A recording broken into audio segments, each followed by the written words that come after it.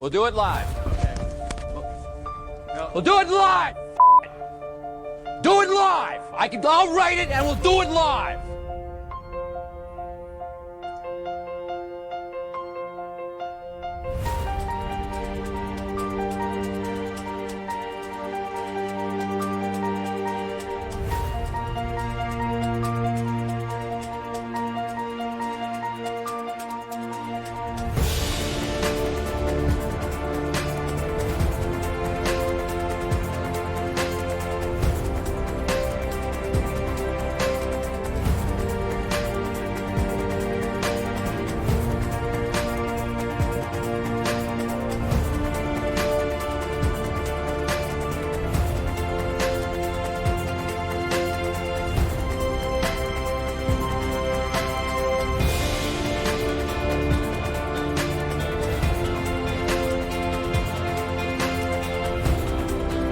Do it live.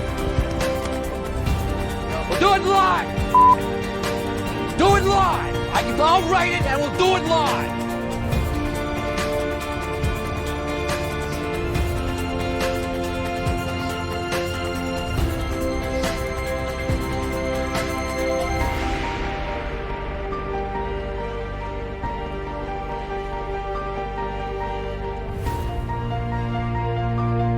We'll do it live. We'll do it live! Do it live! I'll write it and we'll do it live! All right.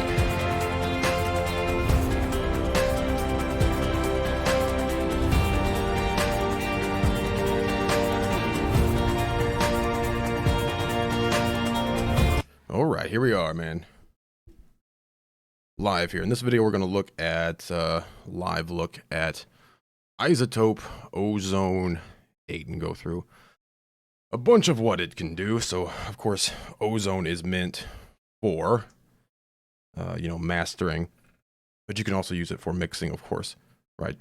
But in this, we're probably going to focus on mastering. We'll take a look at comparisons, and we'll take a look. I'm using Ozone 8 Advanced, by the way. Okay, there's also, of course, the standard version, and we'll look at the comparisons there on their website. But before we start here, really get into it, what do you say we master a song live in about, I don't know, 60 seconds or so? So you think that's possible? I think it's probably possible with Ozone 8. And again, I'm using the advanced version here. We'll delve more into that later, but what do you say we master a song with Ozone 8 with Ozone 8 Advanced, and we'll do that live here. So 60 seconds. Are you ready? We're going to do this song right here. Take a quick listen to it here.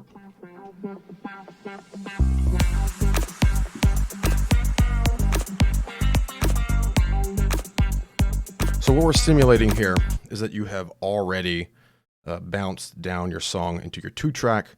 You could, of course, have all of your multi-track here in Pro Tools or whatever DAW you happen to be using, right?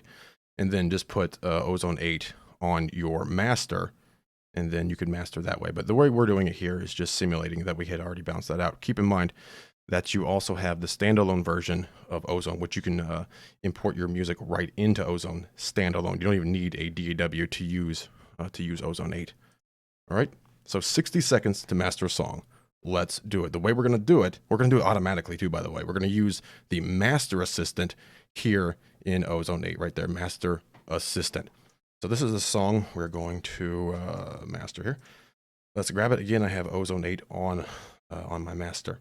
So what we need to do is, of course, grab like the loudest portion of the song. That's about the loudest portion right there, right? This text there, hold on. Okay, so that's about the loudest portion of the song. Let's go to Master Assistant here. What are we going for? Streaming, target, or reference? Now, I actually have a reference loaded. We'll look at that later. But most of you probably will want streaming, unless, of course, you're doing CD. We're doing streaming. Cool. Next. Now, all we have to do is play back the audio.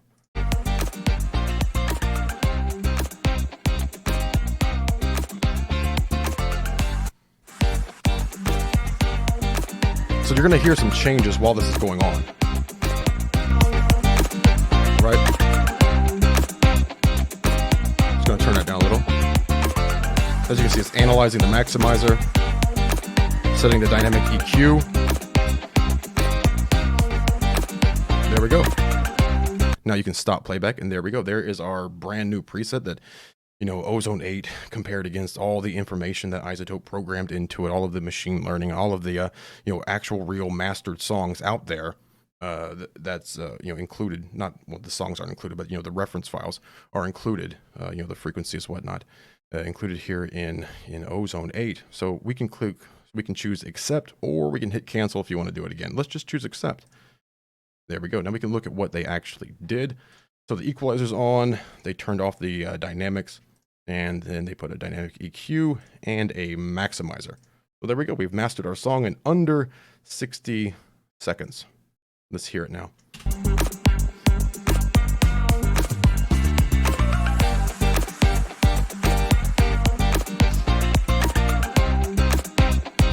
And we can bypass it. So obviously, it's going to be louder, right? But Ozone has this cool feature called gain match. So whenever we turn this on, we're going to have the same gain even when it's bypassed. So that way you're not just mastering for louder, right? You're mastering for, you know, what changes are you actually making, so you can actually hear those changes, not just, you know, not just is it louder. So let's play it again here. I'll start off bypassed.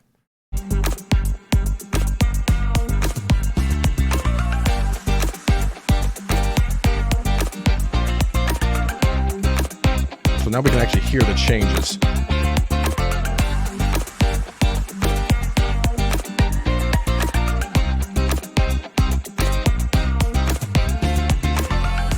So not a ton done here, because what they did here, let me take it off bypass. On the EQ, Ozone thought, well, we need a bit of a dip here in the low end, a bit of a boost here in the mids. Looks like they may have, well, no, they didn't pull that down any at all, but we could pull that down just a little bit. Dynamic EQ, which of course a dynamic EQ is kind of like a compressor plus an EQ. It's sort of like that, as you can see here. As you can watch those bands dip, you know, dynamically. So instead of being static, they're dipping, you know, dynamically there, according to the threshold there for each band, as you can see that. And of course a maximizer to pull up the overall sound there. So there we go, mastered it in 60 seconds. What I would do, actually, I put dynamics on this, and I would probably glue it together a little bit more.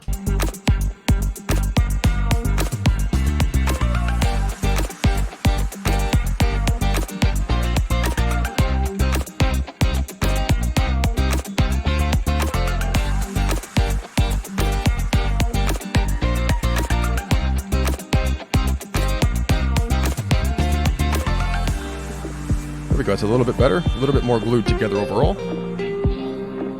Any changes in your EQ that you want to apply afterwards, you can do that as well.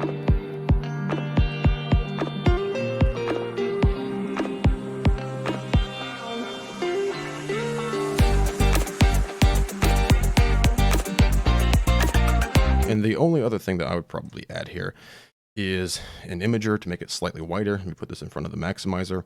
I'm going to pull down this band here a little bit of width coming up here, a little bit more width at the top end. There we go. There's our master. Done.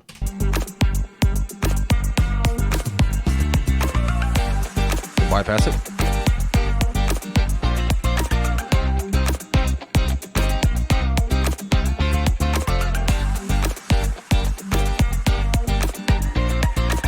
So it's a little bit wider. Low end is controlled a little bit more. The mids are a little bit more present now. I turn gain match off. Of course, you really hear it. So that's actually what we started with there.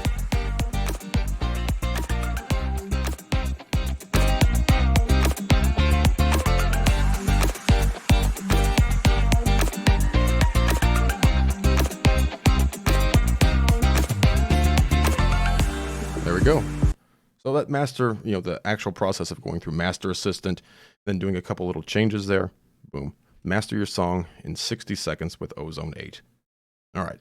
Now what do you say we move on and let's actually look at, oh, I forgot to do this here up top. Let's, you can always go to the BenoniStudio shop on Amazon. Link will be in the description below. And then, of course, we have BenoniStudio.com. You can always head over there too as well. All right. What does this plugin do? Ozone 8. Just type this out.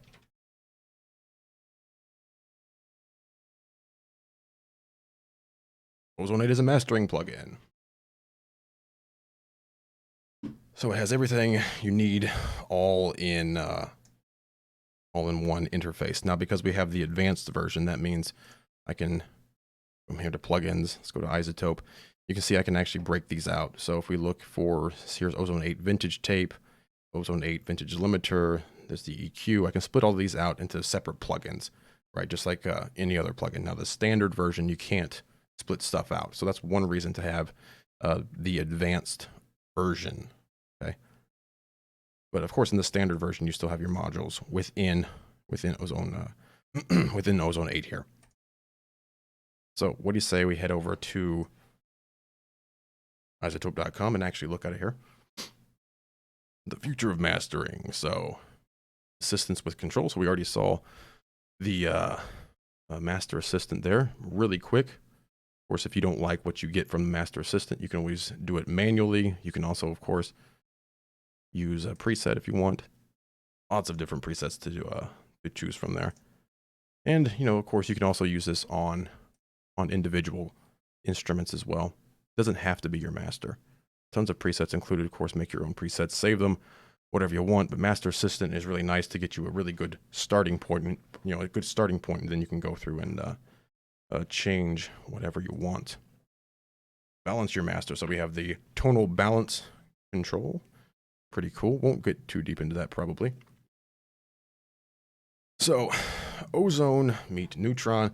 We're just going to focus on Ozone here, but if you have Neutron 2, which I do have Neutron 2, you can use your tonal balance control. You can communicate with different instantiations of Ozone, and Neutron is pretty cool.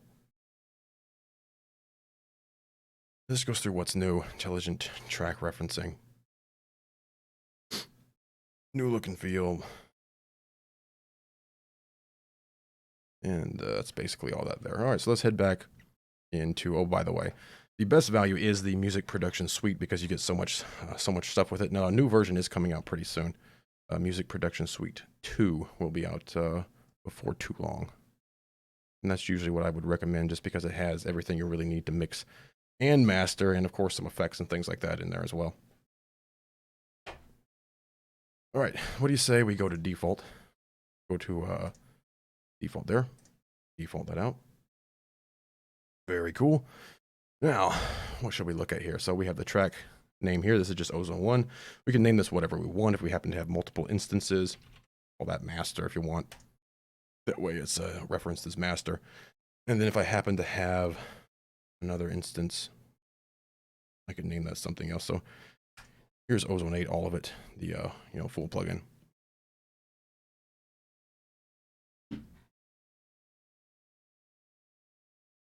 So then, of course, you could name this one here if you have it on a track or something, guitar or something like that. And then what if I had perhaps our tonal balance, if I can find it here. This stream, by the way, is 720p. The full replay will be 1080p, so it will look better overall. So I can select a plugin down here, as you can see. Master, there's guitar. Another cool thing you can do, if you have Neutron, let's grab full version here, the full plugin.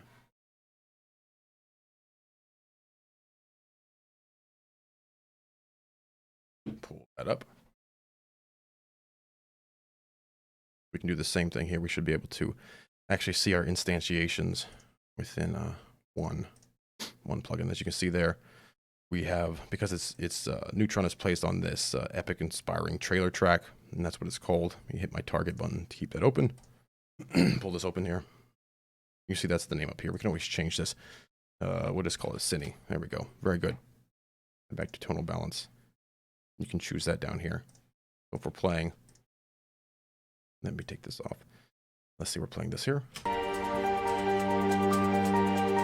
can actually make changes from right here in your tonal balance. I can switch to the master. Let's close that down. Let's pull up Ozone on the master.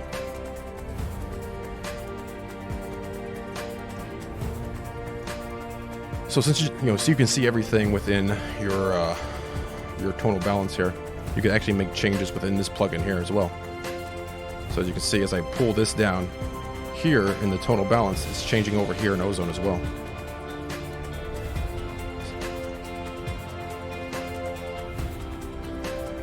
Which is pretty cool. Right? You can do that there. As far as modules that are included, you have your equalizer, vintage EQ, vintage tape. Again, I have the advanced version. So exciter, vintage compressor, dynamics, dynamic EQ, spectral shaper, imager, post EQ, vintage limiter, and the maximizer. Let's go to the comparison here. So of course there's 3 different versions: element, standard, advanced, intelligent, custom, preset, utility, reference track optimization. That's on the standard and advanced. Okay, so these 2 here are standard and advanced. This one here is elements. So tonal balance, right? Intercommunication with Ozone 8, Neutron 2. You can see that's over here at advanced. All the things that advanced has that standard doesn't. Standard does have a lot, but it doesn't have, it doesn't have everything, as you can see. So available as a plugin, no on standard, yes on advanced. That's for all of the individual plugins.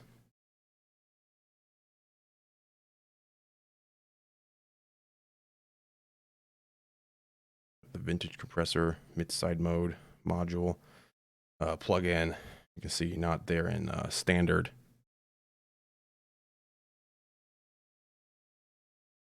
All right.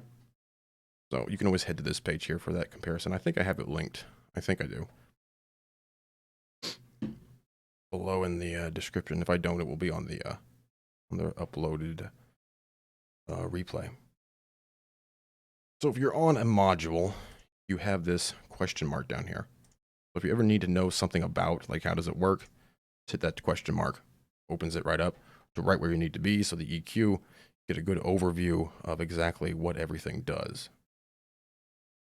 Now, one thing I should mention, at least in Pro Tools on Windows, there is a bit of a problem with being able to solo. That's the wrong one. Give me Pro Tools up here. There's a bit of a problem with us being able to actually solo the different bands. Usually you'll hold down Alt and click in the spectrum here, and you can solo a band. Unfortunately, you can't do that in, at least in Pro Tools on Windows here. All right, so here's the standalone version of Ozone 8, right? So if I was playing music through here, which of course you can just hit plus, you can load up whatever song or songs, that you want up here. And if I hold down Alt and click, I can solo that band. So I can hear, like, where do I need to make an adjustment? Unfortunately, again, in Pro Tools, at least on Windows, I can't do that, which kind of sucks because it really takes away from, the ease of use to be able to really delve in there to the exact band that you want to adjust. But just be aware of that. At least currently, as of today, they're supposedly working on it, but I don't know. We haven't seen an update to this since I think January. So hopefully they'll actually fix that and not just rush out a new product, but I don't know.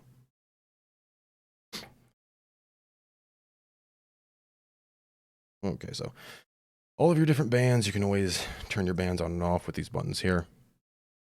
Right, just basic stuff there. We can choose the shape of each band. So here's band 1, for example. You can choose a high pass, which of course is going to let the highs pass. You can choose a low pass if you want, which is going to let the lows pass. Therefore, it cuts off the highs. There's also different filter shapes depending on what you choose. So you can see this is a flat response right here. I can go to a resonant. It's going to act a little differently. And then brick wall, you can see how tight that is, how hard that is. Let me see what I got playing here. Let me get rid of, I think we're done with, well, I can leave Neutron on. It's okay, I think I'm doing all right on system usage. Yeah, I'm fine.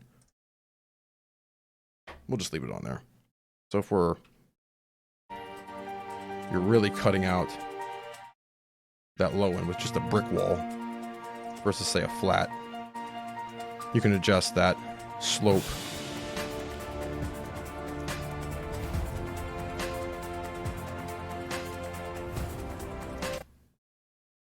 Let me open up Neutron again here. Make sure that's bypassed. Good. Let me get rid of this too. Don't need that one anymore. Pull this back up. Give it a second. There we go.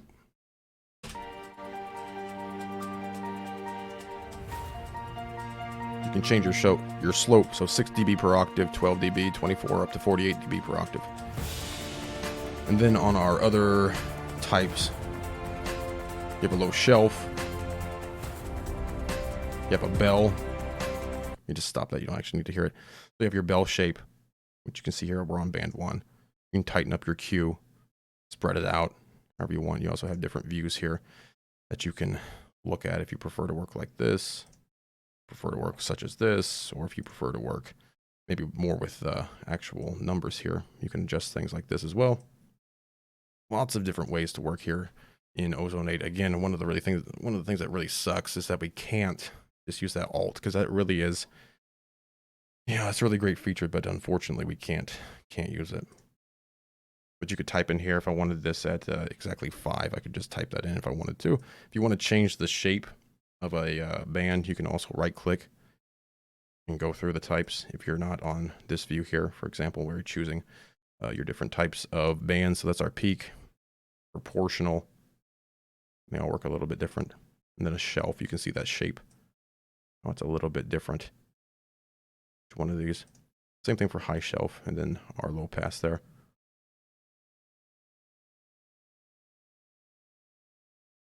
Okay, so we also have the mid-side mode, which is if you watch the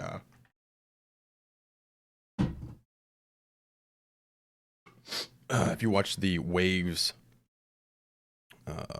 mastering chain, did a lot of mid-side. So you can do mid-side with Ozone 8 Advanced as well. Let me actually change this song here.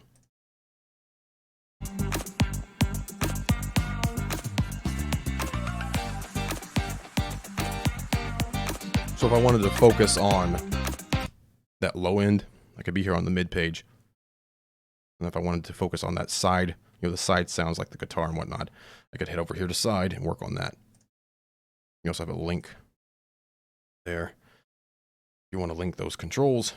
And the really cool thing is we can actually solo the mid and the side as well. So if I play back here, just solo kind of what's coming down the middle, so to speak. You can really hear that kick. Or the sides, where you're really going to hear those guitars, right?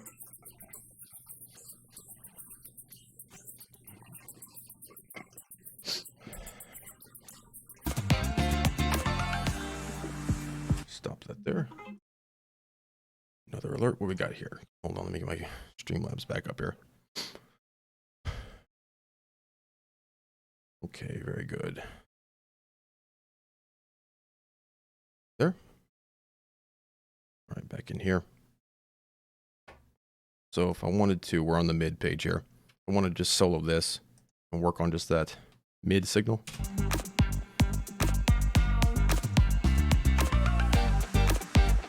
If I really want that punch to come down the middle, for example, I could tighten that Q up a bit or spread it out depending on what, how many frequencies I actually want to affect. Now maybe on the top end for this, I don't want that much top end, or as much at least coming through. Pull it down on the mid. Let's head over to side. And say I really want this to open up on the top end, at least coming through the sides. Let's have a little more mids here. Let's pull this out.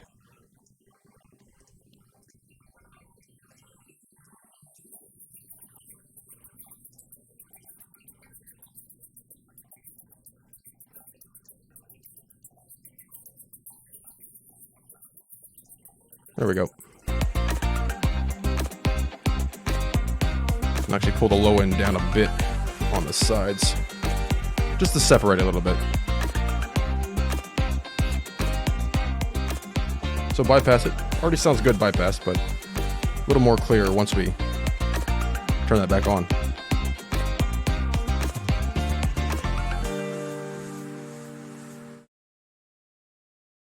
Right, so that's your mid and side. Of course, you have stereo, which is what we were working in before. Then you have left and right, so you can do here's left and here's right if you want to do those differently.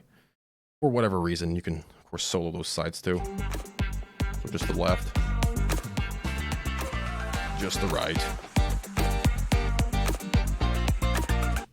All right, that's pretty much your EQ. Well, we have a few more things to go. Another alert here. What do we got here? I don't care.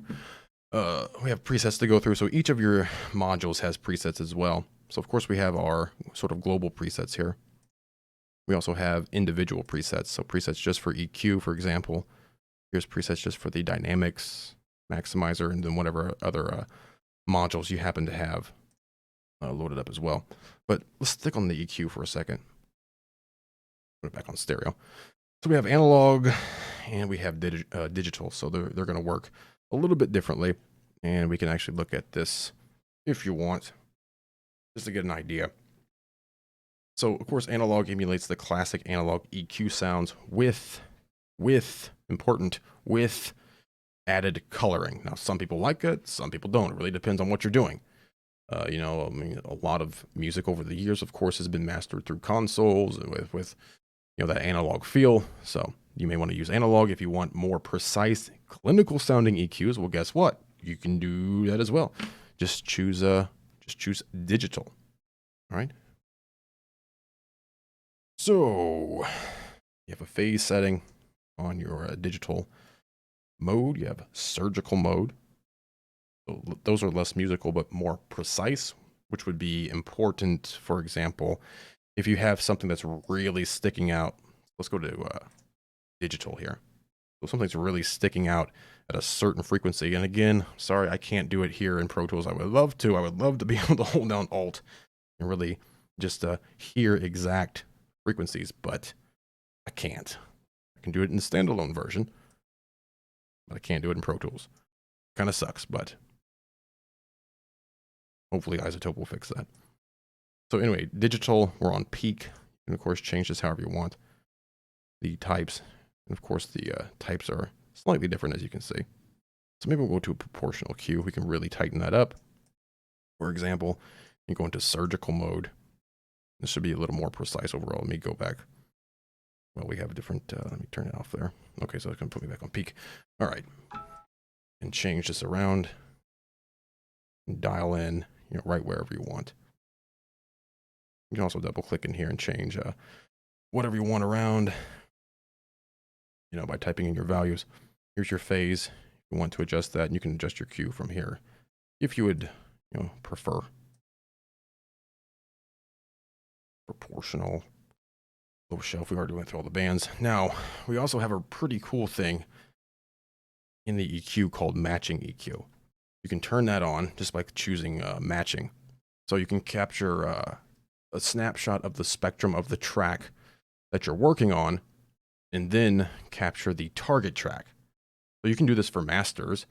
If you want to emulate a certain frequency response of everything, you can also do this for individual things. If there's an individual sort of guitar sound or piano sound that you're looking for, you can just capture that target track and then try to match that. And I guess we can probably run through that here. Why not? I got time. What time is it? 4:36. Okay. I got time. I got nothing to do right now. So first, let me take this back to default.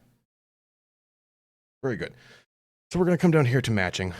And the first thing I'm going to do is capture the source curve. It doesn't matter which one of these tracks I choose. This one is fine. So we'll just click capture and then start playing back in Pro Tools. You can, of course, do this in this standalone version as well.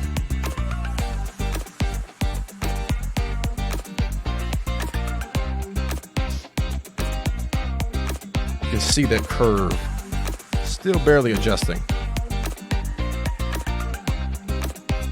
All right, that's probably long enough.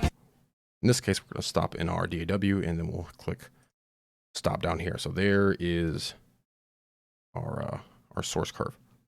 Now, what do we want to match that to? Well, maybe we have another song that we want to match that to. Let me just try this one here, see what it sounds like.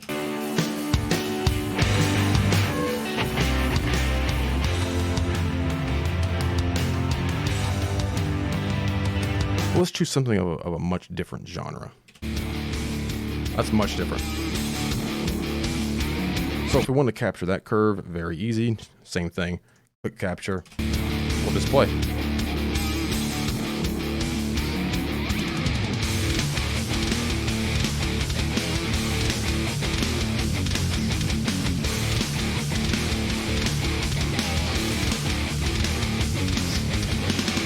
All right, long enough.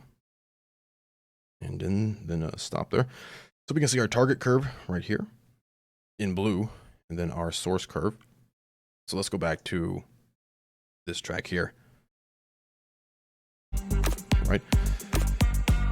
So now we can choose how much smoothing and the amount that we want to match. Now first, in order to match, come over here and turn on this little button right here that says enable matching. So click that, and now these controls will actually work. As you can see, it's taking our source curve and trying to match it with that target curve. So that's a pretty cool way you can match different frequency curves.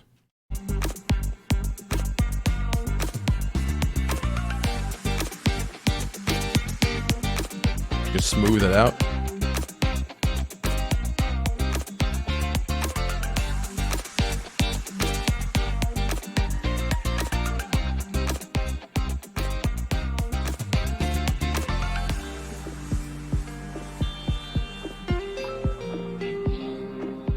Pretty cool. Again, this works really well for individual sources as well, not just like full masters, but individual sources is pretty cool as well. To get, like I said, like a piano, guitar, whatever you want. You can choose pink noise. Here's a 6 dB guide. So let's go and clear those out. That's your matching EQ, which is a pretty nice feature to have in here as well. Before we go to the other modules, other things we have over here in the output section. Of course, we already talked about bypass, right? We have that gain match, so not really doing anything right now. Pull it up. So if I bypass it, it's going to stay at the same overall level because, a lot of times whenever you make a bunch of changes, right? You make a bunch of changes, everything gets like way louder, and then you're like, well, that sounds better. Well, it just sounds louder. You don't know if it's better. So having the gain match on here, again, you can do this in the standalone version as well if you prefer, and that's actually a pretty cool way to work. I'll get to that in just a second, because you don't have to have your DAW. You check my phone again, because you don't have to have your DAW open for one thing, right? And you just have a different workspace, but you can do that in the standalone as well. But with that gain match on, even in bypass, it's going to be just as loud.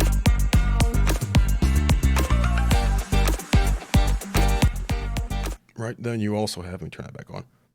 Then we also have different modes to listen back to. So right now, sums, left and right channel to mono. So it's a good way to check your mix. If you happen to have Insight, which I have the first version of Insight, Insight 1. They have Insight 2 out now, but I'm waiting for the freaking production kit 2 to come out to see if they decide to throw it in there or not. Because buying these things individually gets extremely expensive really quick. Right, so we're in mono, as you can see. Open it up. That's a good way to check your music. Is it gonna fold down to mono okay or not? Or are you gonna end up having problems? You can switch your left and right with this button here.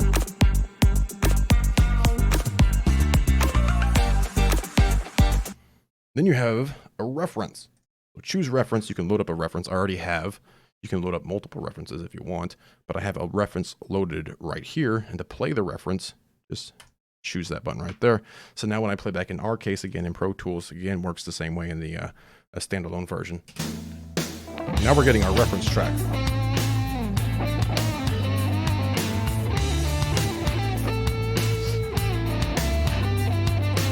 You can adjust the gain of that track. You can switch back and forth.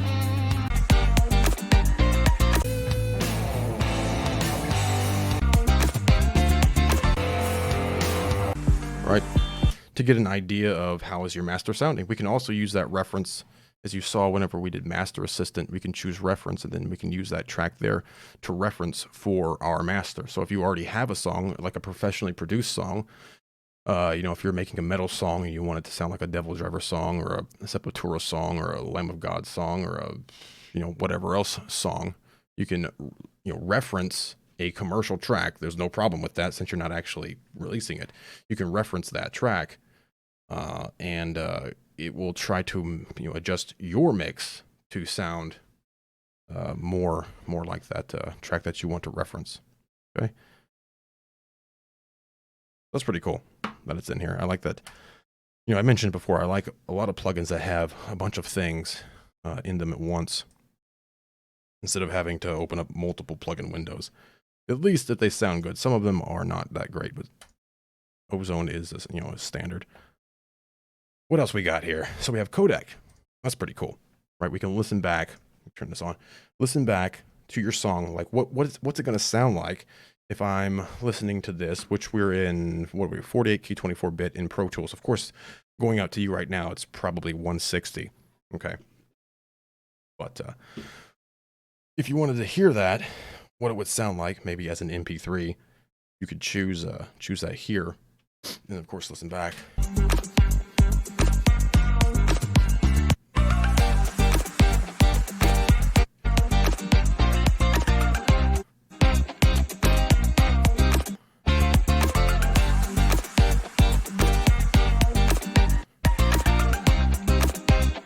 We have dither. So of course you have your dithering as well, that you can use if you want. I'm not going to get into dither here, but it does have dither. All right, so there's our output section. Of course, there's other things down here as well, like linking. So these are linked right now. If I undo that, you can adjust differently there if you want. Get that back. Link those together. Change the scale there if you want. And you can come to your I/O section. Type is R, MS, and peak. Again, I'm using the advanced version here. I haven't used the standard, so I can't tell you exactly if they have all of these. But you can choose different metering, type and source, stereo, or mid-side, which is pretty nice that you can actually do that here. As you can see, the mid and the sides. So on my EQ, start pulling stuff down. Let me change it to mid-side. Let me actually change it to mid-side first. That would probably make sense, wouldn't it?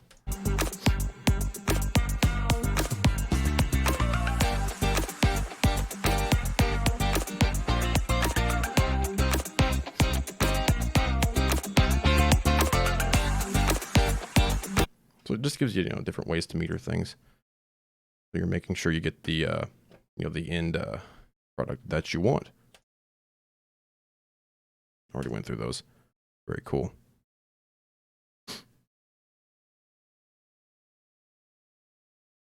Okay, let's move on to this point up here. Undo right up here if you want. You also have opens the undo history and compare window. So we've made a lot of changes. You can open that up and take a look at exactly what you've done over quite a long period of time, as you can see. You can always go back and if you made a lot of changes and you're like, ugh, I messed up, you can just open up your window here and try to go back to that, which is pretty cool. You have different sets here, which is insanity. I never go that far back personally, but whatever. You also have your question mark icon. Again, you're going to find that all over the place. So EQ, if I'm on EQ, hit my question mark. It's going to take me right to the EQ. If I'm on dynamics, hit the question mark. You go right to the dynamics section there, which is great because it's it's much quicker to reference that way than having to search just the full document. If I click it here, it's just going to open up Ozone 8 overview, of course, up here at the top. Back here. And then settings. You have so many settings in here. I'm not going to delve super deep, but I want to look at them. Come here to general. Now this is one of the ones that I like quite a bit. Window opacity. More plugins should have this here. Look at this. I can actually take the opacity of the window way down, right? Now that's obviously a bit much, but you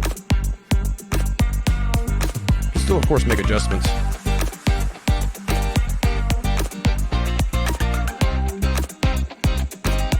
Just, you know, it lets you see through the plugin, so you can, you know, view your tracks or whatever you need to see going on behind it. Just, you know, it's kind of cool. You have your frame rate limiter. If you take this way up high, you know, your scopes, your spectrum is going to be more, you know, more accurate overall, but at the expense of, you know, more CPU power.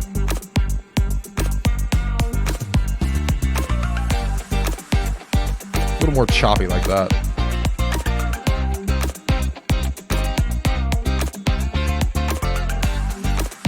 Right. 30 FPS is usually fine. Looks good. What else we got? Of course, enable meters or not. Turn them on, turn them off. Tooltips, do you want those or not? Dim controls when bypassed. You probably better have that one checked. Check for updates. It's authorized. Enable the analytics if you want, you know, if you want to do that. So loudness target, you can set a bunch of stuff up here, but you can, of course, always change it later. Host syncing, view buffers, delay compensation. Let's go to spectrum here. We have a bunch of different kinds of spectrums that you can choose from. Up to you, and your hold times, your window type. I'm not going to go into this stuff. Just try them out if you want. Window size. Change that around if you want. Real time, 1 second, infinite. And then the overlap. Onto the equalizer. Show the spectrum or not. Up to you. If I turn it off, of course, you're not going to see it. You can show your musical units, which you can see right there. C1, C2. That might be helpful if you don't need it. Do I have a folder of reference tracks on your external drive? Yeah, I have a ton. Yes, you can use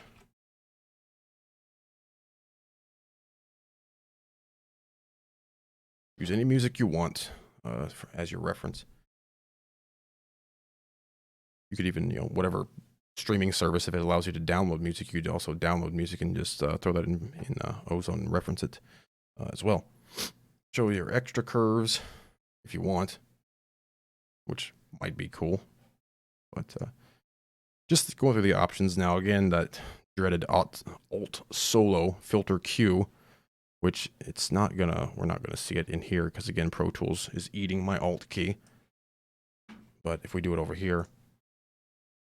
Let's change this. We can pull that way down. So now I hold on Alt. You can see what that looks like. Come back. Pull it up. Alt. You can see now we're really getting a more narrow band. Again, you shouldn't have this problem in Cubase or, you know, Studio One, Reaper, whatever else you happen to be using, FL Studio. But Pro Tools loves to eat the Alt key. So that's the standalone version there. Soft saturation if you want. Buffer size, frequency, resolution, onto the dynamics, which would be over here. Different crossover types. Make it analog if you want, or more digital or a hybrid of that. The imager, you can prevent anti-phase. Let me pull up the imager here. There it is.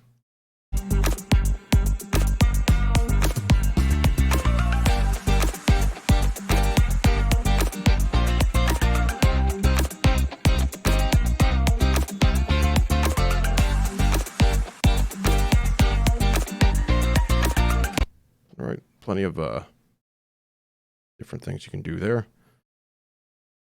Just want to sort of mention these things so you know where to find them. Dynamic EQ. Where is our dynamic EQ at? There it is. So again, same thing. Show the musical units. Show the spectrum or not. I don't know why you turn that off, but I guess if your computer was slowing down, you might want to turn that off. Your exciter. So again, different options there. Not going into it. Then your I/O. Enable your meters or not. You see I'm turning them off there.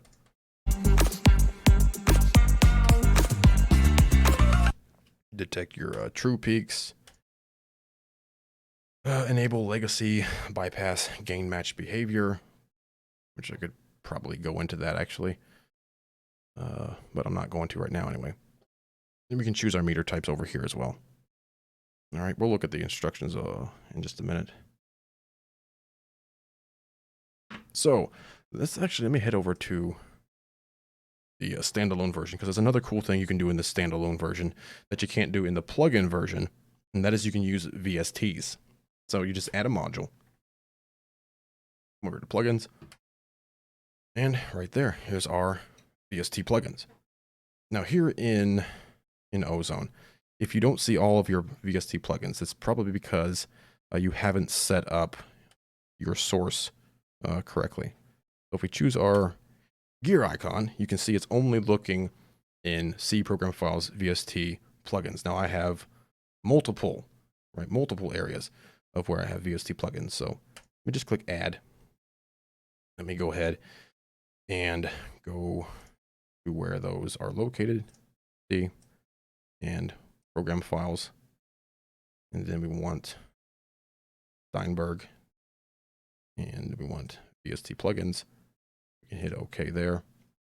We can add that in. So now that has another path to look at. So if you have multiple paths for your VST plugins and you're not seeing all of them in the standalone version of Ozone 8, this is how you can add your VST plugin locations, just by using that add button. If you have files, system files or file, locations that you don't want in there, just, you select them and choose remove. All right. Okay. So now I'll have a few more in here that I can choose from. And I can load up anything, not just iZotope plugins, but any plugin at all that I would want to load up. So let's find something just to look at it. Maybe I want wider. We can load that up if we want. There it is. So now we have this. Again, we're in I can minimize Pro Tools there. Minimize all that. So this is the standalone version. That's pretty cool, right? And you can see it's right up here. Let's head back. Say the EQ, whatever you're running through here, just hit your plus icon and choose your music. Run it through like normal, adjust all of your different modules, and then open up your VST plugins as well. Right in a standalone Ozone 8. Pretty nifty. Pull Pro Tools back up. Now, what if we want to remove a module? Well, just click the X, and there it goes. It's gone. You can also solo just your certain modules. If you just want to hear the dynamic EQ, solo that. You want to hear just the equalizer, solo that, right? You can also move them around freely, wherever you want. You can also turn them on and off. So just click this blue icon right here. Click that, turns it off, bypasses that one. Let me get my maximizer here. Pull this in here.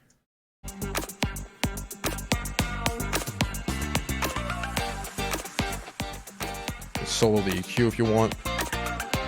Solo the maximizer. Solo the imager.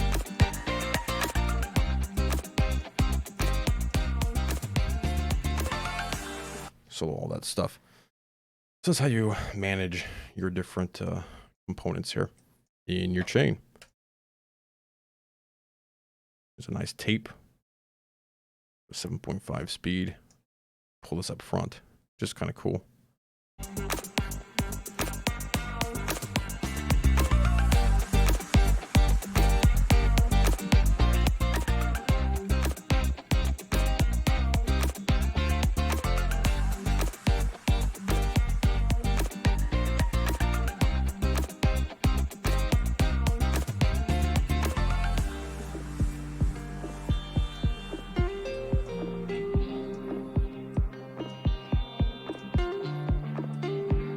Probably go to mid side for this.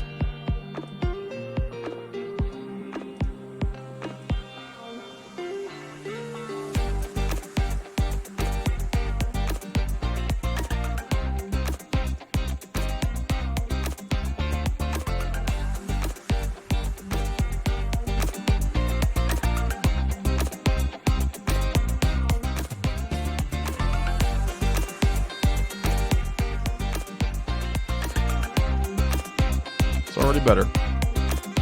Very cool. Vintage tape. Let's take a quick look at your vintage EQ. Looks a little different, but you can always, again, press your question mark. You can see what it's modeled after. So vintage EQ, based on the pool tech. So, you know, whenever you get Ozone 8, it's like you're getting a bunch of, you know, different models of vintage gear, you know, more recent gear as well. It's not just, you know, digital sounding things. They also have, you know, like I said, you know, vintage EQs, vintage compressors, all that cool stuff. High frequency boost, mid-cut controls. It's a little confusing, but it's, you know, like any other EQ. So low. What are we choosing here? 20, 30 hertz, 60 hertz, 100 hertz. You can see the graphic. That's one thing I like about Ozone, or a lot of the iZotope products, is you have a graphical display. There's your boost. You can see we're choosing around 45 hertz in this case. There's a cut that you can put in there in this vintage EQ. Here's your low mid. Choose exactly where you want that. You want to boost. 4K. The cut. There's a boost. All kinds of cool stuff you can do with your vintage EQ. Already saw the vintage tape. Here's your exciter. So yeah, you get an exciter to really excite things. Let me change the track here. So we can solo the different bands. And these are, of course, you know, you can change this around however you want. So if you're listening,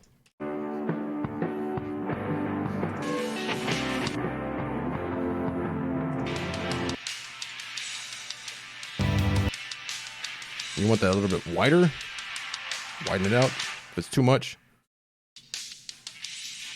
pull it down. Maybe you just want, say,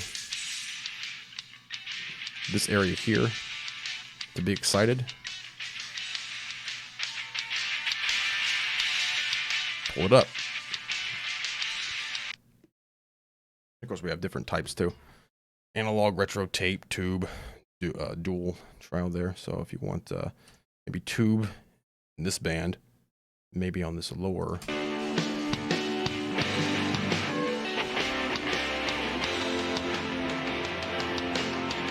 Tape there. Take your mix down.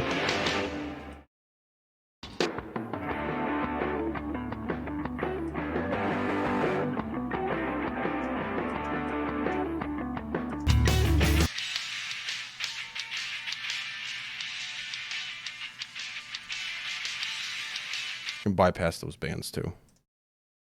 You can really check your mix there.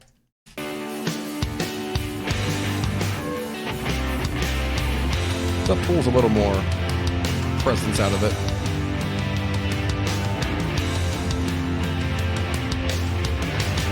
Right?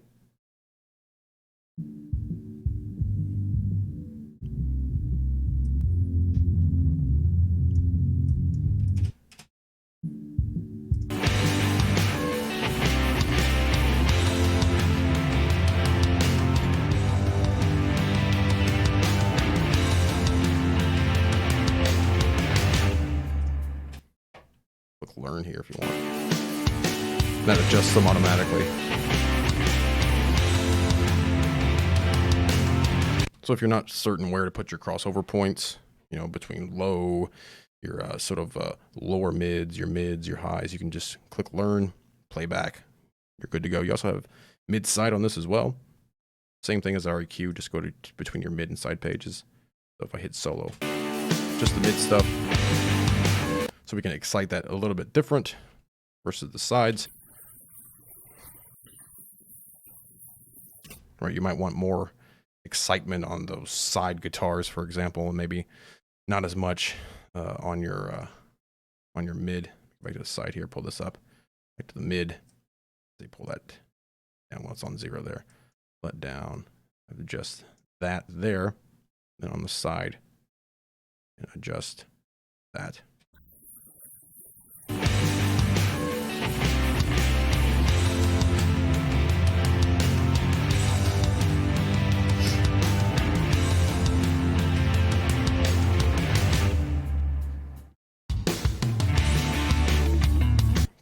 again, remember your question mark, because very important to actually know what you're doing, right? So our different modes, analog, I'm not going to read all this because, you know, you should know where it is by now, right? Oversampling, linking the bands. Here's our meters for the post filter, which we looked at there just a second ago. And then our crossover points. All right, just always remember that. If you ever get confused, like what does this do, just hit your question mark icon there. Rid of the exciter. Vintage compressor. Pop this open. Hit it again here. Vintage compressor. Feedback compressor. Okay. Detects the, yeah, blah, blah, blah. We got it.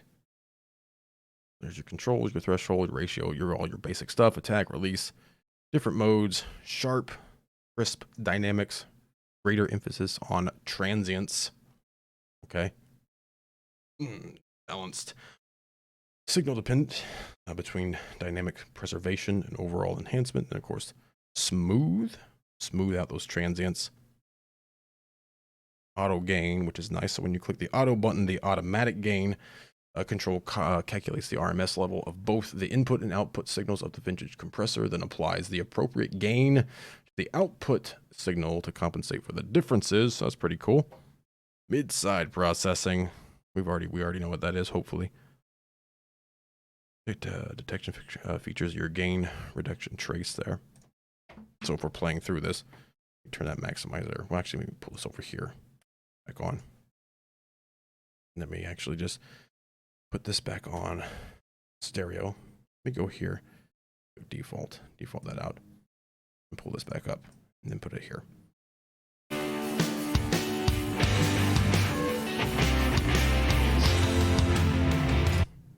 Do sharp.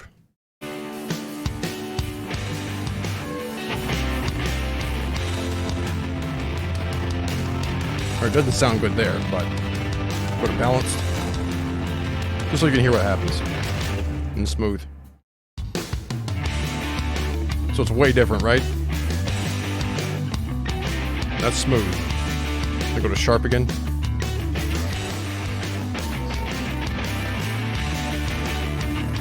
It's really crushing that. So it's almost like, you know, 3 different compressors in one. Almost. So all your basic things, you know, your ratio, your attack, your gain. And of course, you've got that auto, which is pretty cool. We'll turn auto off, of course.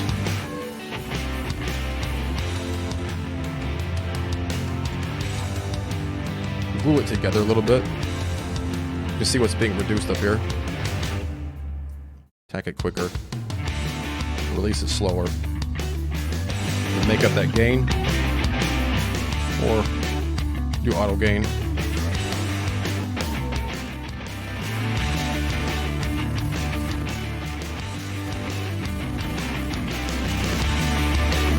So that sounds horrible. I'm just showing these controls. That is not what I would choose. I'm just showing the controls there. Would not be that low. But again, you have your mid side. So same thing as before, mid and side. You can also link your controls together if you want. And very similar to all the other ones. All right. What else we got? So we already have our dynamics up here. Look at my next one. Yeah, dynamics. So your dynamic section, of course, look at that there. One of the most powerful modules in Ozone is the dynamics module. We'll shape the dynamics there. Of course, to link your bands, very similar to what we've already seen. Adaptive release will automatically adjust the release time of the compressor based on the peak factor of a signal. If a transient signal is detected, the release time is scaled to be shorter for less pumping. Of course, you can read that for yourself there. Gain, here's auto, sort of similar to what we already saw. Makeup gain will automatically be calculated there. All right, level detection, so parallel, just the sides. You can mix in a desired amount of the unprocessed signal there. versus, you know, running out full wet. You know, well, I'm not going to explain parallel compression, but you know, basically parallel compression is, you could do it without ozone, obviously. You could just have two different compressors. You could have one signal really compressing, you know, your mix, and then run out the unprocessed somewhere else. You know, just straight, and you can adjust that. I do that a lot on drums, for example. Let me see if I have BFD here. Let's go here, just so I can look at it real quick.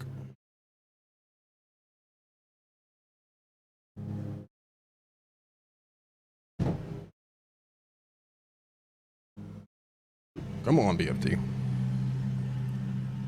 What are they doing over there? Don't know. Anyway, pull this up. So an example would be, I think this would have parallel compression on it. Load that up. If you look at the effects,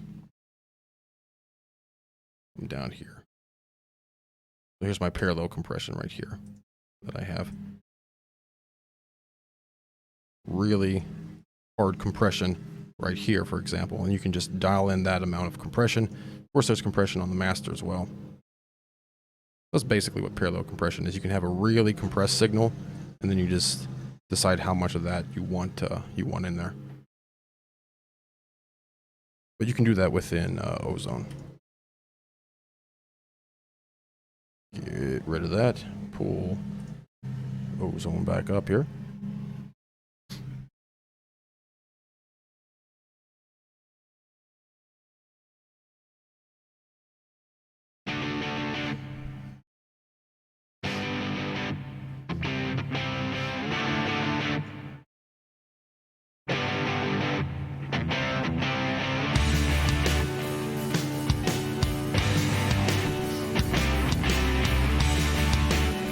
We have different bands, as you can see here. So you can again solo each band of your signal and adjust each of them differently.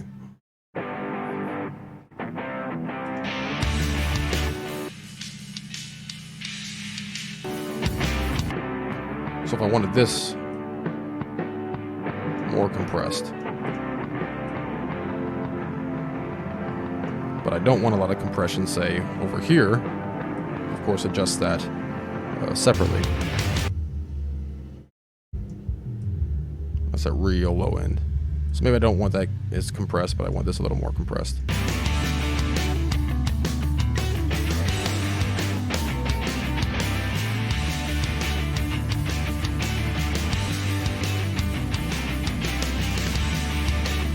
Of course, you got your limiter, compressor controls here, attack, release, you know, all the basic stuff, the knee of it, whatnot. And here's that parallel control right there. You link, go to all here. You see your different displays here.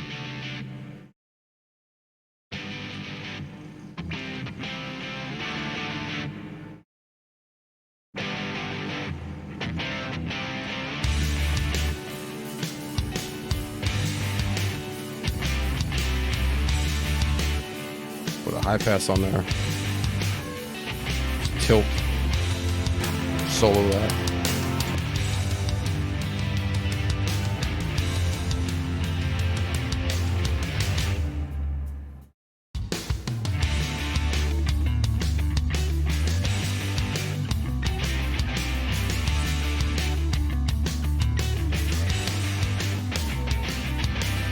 You can also link all your bands if you want.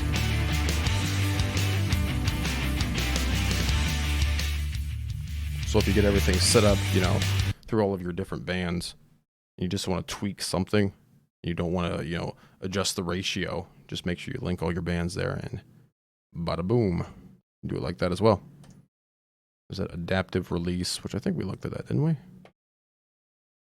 Somewhere up here. Again, you can always find that just by clicking the question mark. So adaptive release.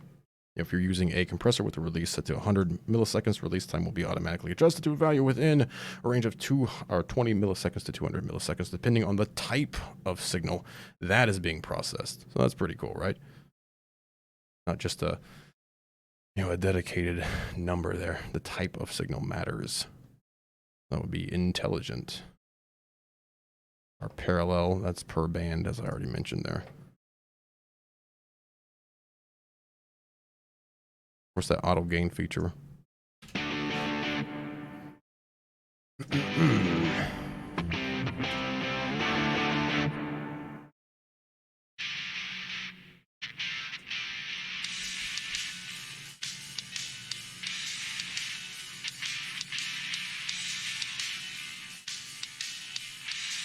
Not much there for the low end.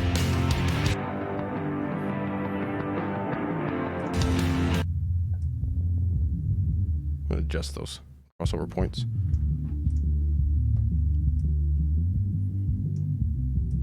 More on the ratio. Faster attack, faster release.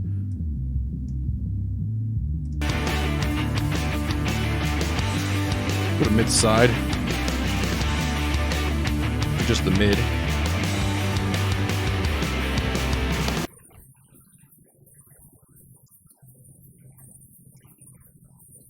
Turn that band off there. Turn that band off there.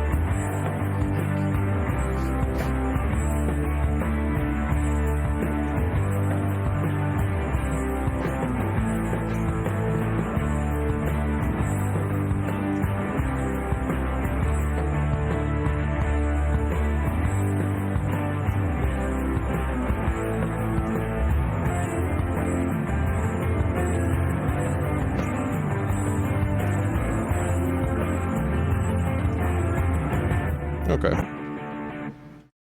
There we go.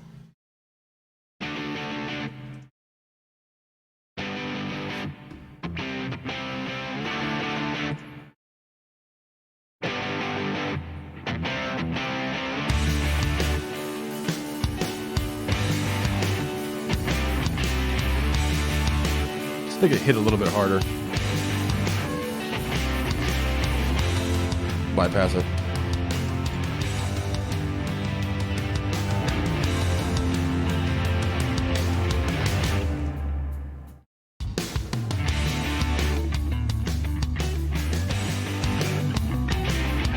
Yeah, it hits a bit harder like that. That's your dynamics section.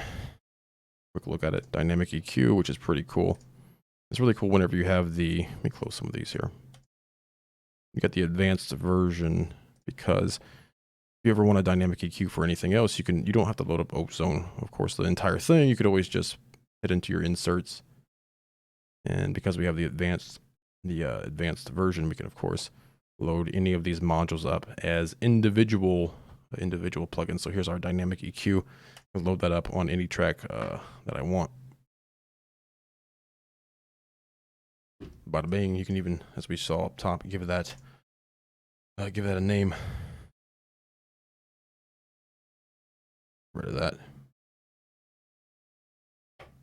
Back to Ozone, and let me pull up the dynamic EQ. So this processor can be very useful in controlling specific frequencies in your mix that are too loud with a degree of precision that is not possible with a static EQ, because of course a static EQ is always going to have a certain cut or boost or something, whereas dynamic is of course dynamic. Let me get rid of this compressor here in this dynamics for now. As you can see how that comes down depending on this threshold here. So how much should it pull out? When should it pull it out?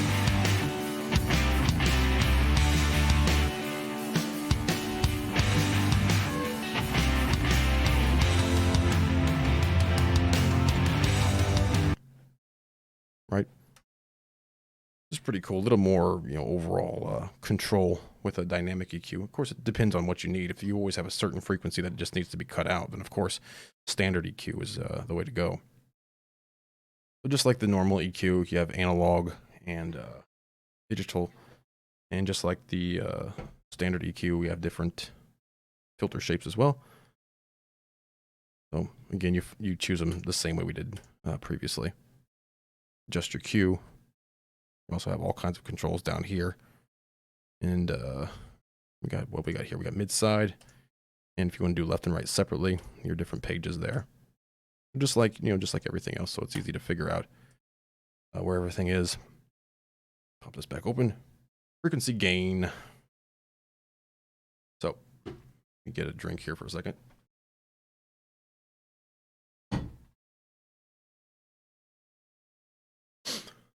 Okay, you can adjust EQ band. We already know that. We don't need to read that. Q is the bandwidth. And if I've been saying Q, that's what I mean. Basically the width. So for those who don't know, the Q is this here. As you can see, how wide is your band? Of course, a wider band affects what? Or more frequencies. So tighter, it's going to affect less, right? So if I affect a large range, pull all that out, it's going to sound much different than if I affect just a tiny little portion. Again, I wish I could solo. I wish I could do the alt solo here in Pro Tools, but I can't. So it is what it is. Keep mentioning it, but can't do it. You can use the mouse wheel too, by the way, to widen or narrow a selected band by hovering over the nodes, which is something I say constantly. Hey, hover over those nodes.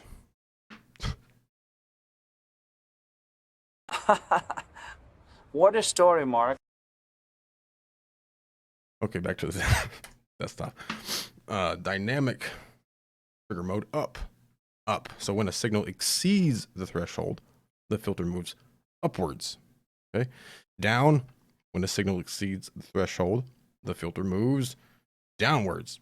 Pretty pretty standard. Of course, it's explained a little more here. If you want to read it, attack is kind of like, how compressors work. How does it attack? How long it takes for of course, the band's dynamic trigger to react to the signal crossing the threshold value. You can adjust the attack. I'm not going to go through that. You should know what attack is if you don't read the manual here. So release, again, whenever you look at a compressor, you know what a release is. Auto scale.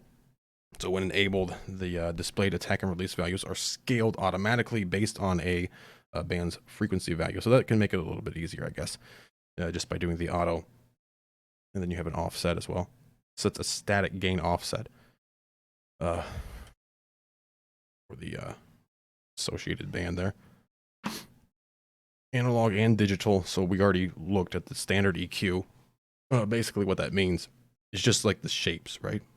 So is it more of an analog style filter, which adds color, or a more transparent digital filter? Again, it really depends on what you're doing. Right? It just depends. I can't tell you what to do because I don't know what you're doing. And all your different shapes as well. All right, so if you look at your EQ here, of course we have different bands just as our other EQ did.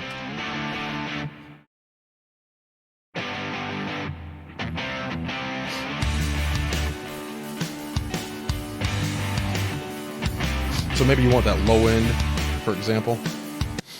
Maybe you want to control the low end with dynamic EQ so it's not cutting out all the time, maybe just at certain times. Let me get up to, what track am I on here? This one here. Let's get up here. Right. Basically, whenever that kick is really hitting in and that bass, we can attenuate that a little bit as it goes up and down, so it's going to, flutter a little more.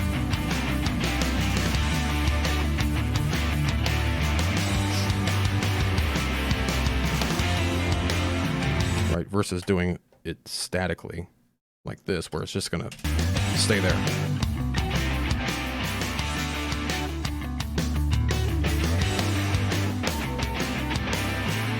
So obviously it sounds much different, right?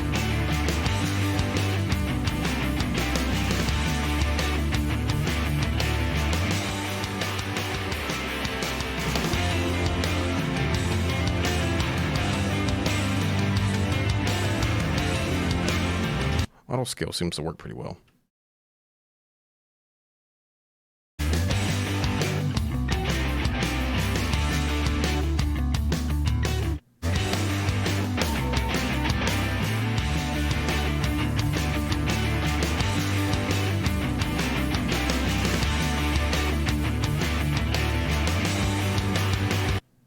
So just more ways, of course, to master your song.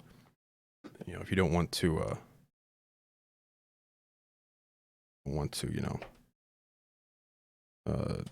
have a static EQ. There's your dynamic EQ. What else here? What else we got? What else we got? Let's see here. Spectral Shaper. Shape our spectrum. Spectral Shaper. iZotope Spectral Shaping Technology. Right.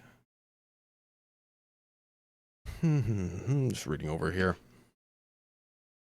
Cutoff handles, yeah, we already know that. Action region solo, basic stuff we already know. Different modes, pretty simple to figure out. Solo, already got that. Comments. Let's see here. I got my thing's way off screen, so I don't see all the comments. Tonal balance. Yeah, we looked at tonal balance up top, didn't we? Yeah, I still have it open right here. Yeah, tonal balance. You'll get that too. And if you have different, I guess I don't have different ones open, do I? Let me that on. Then you can see, yeah, tonal balance. You can see that your controls and tonal balance as well.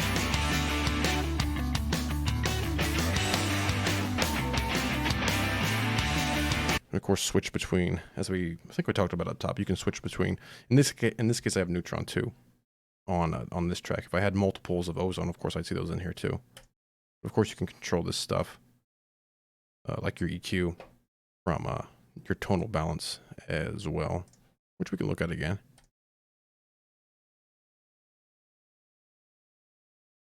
You know, if I was on my EQ or something, you can see that's the same thing. If I adjust over here in tonal balance, of course, it's going to change there too. Yep. Let me get rid of this Neutron. Spectral Shaper. I think I looked at that, didn't I? So mid-side processing, very good. Meters, action region. All this is pretty simple to figure out. Let me grab a different song. I'm getting tired of that one.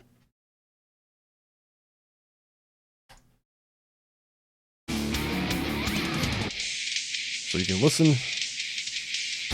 Different bands. Your action region. Maybe I want to adjust this. Light is medium, heavy, medium.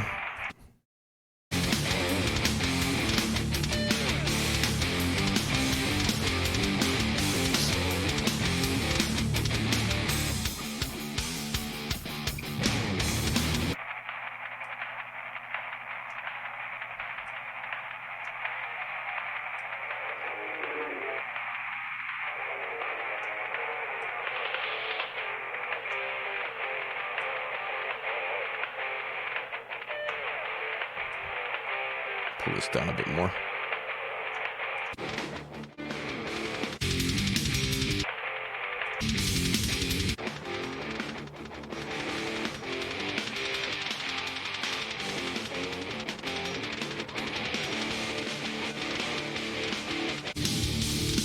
We're just changing that, as you can tell.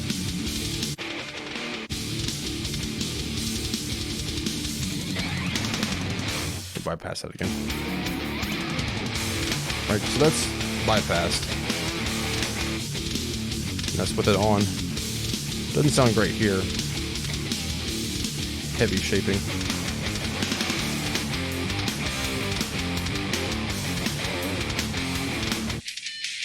Take it up here instead. Pull the tone up. There we go. That's what we're doing there. Listen to that. All right.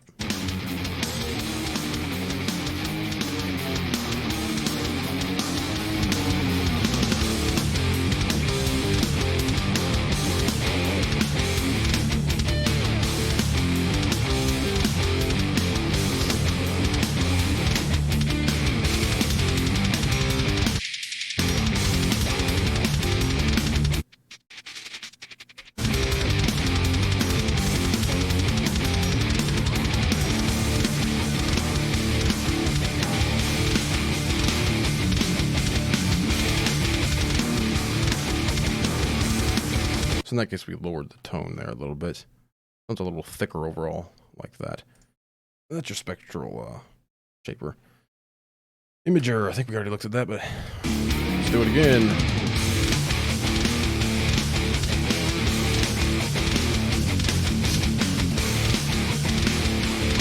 So we can link all your bands if you want. Take them all up and all down. Should also work with the offset. So if you have an offset already, then it should stay. So let's listen to this a little bit. So again, we can solo your bands. You can hit learn. Have those adjusted automatically for you, where they should be. There we go. So you can choose to widen or narrow different bands, or of course all of them at once. But if I want to say this low end, if I want that to be more mono, maybe it will punch through more that way. It's a little tight. Okay, like that. First, if I had it way up, pull that one down, tighten it up a little bit. This one, do you want this wide? Do you want it narrow? What do you want? You can pull it down if you want. If I pull all these down, much more narrow. That really widens that out, right?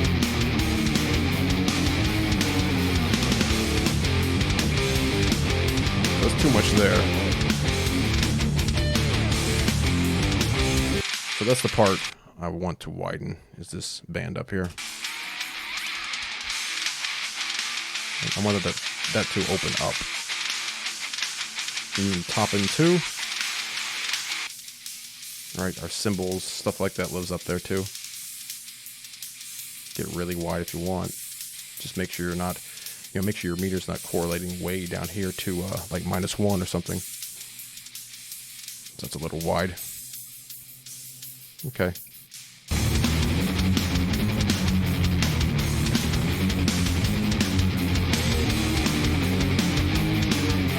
This opens it up a little bit.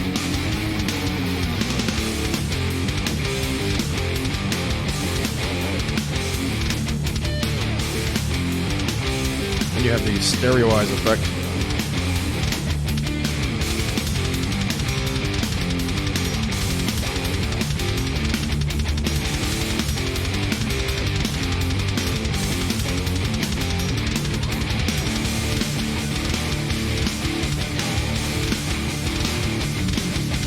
That's pretty cool. You prefer this over Nugan Master Pro? I don't have that plugin. I haven't used it, so I can't really tell you. I don't have that one. There we go. There we go, a little bit wider,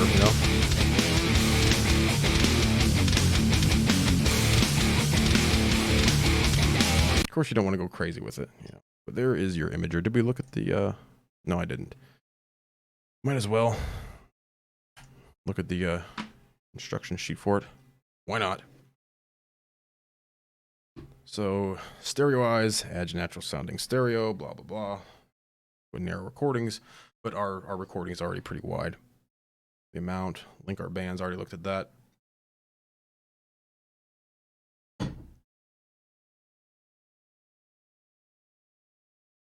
Our vector scopes, I'm not going to go into that, but you have different scopes right there within Ozone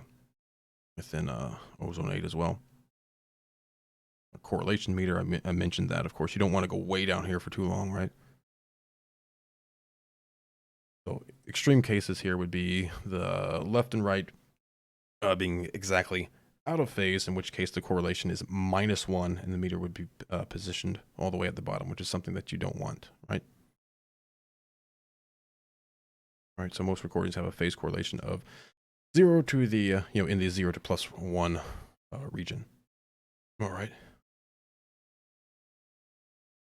And, not necessarily a problem, but could represent a possible monocompatibility issue.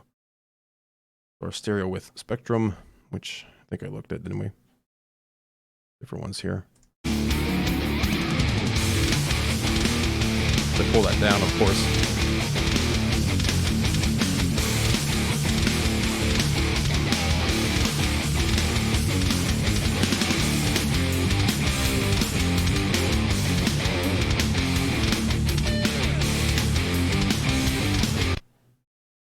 All kinds of meters, you know, in Ozone. Or correlation trace, history of the incoming signals, stereo correlation in real time, and then of course the main crossover. So there's that module. A few more to go. Again, choose the X to close down a module. Add one, click your plus. What's we at here? What we at here? Post EQ. Post EQ, so an EQ after the EQ. It looks pretty much the same to our standard EQ here. All right. But again, why not open this up? Which of course shows us the standard EQ.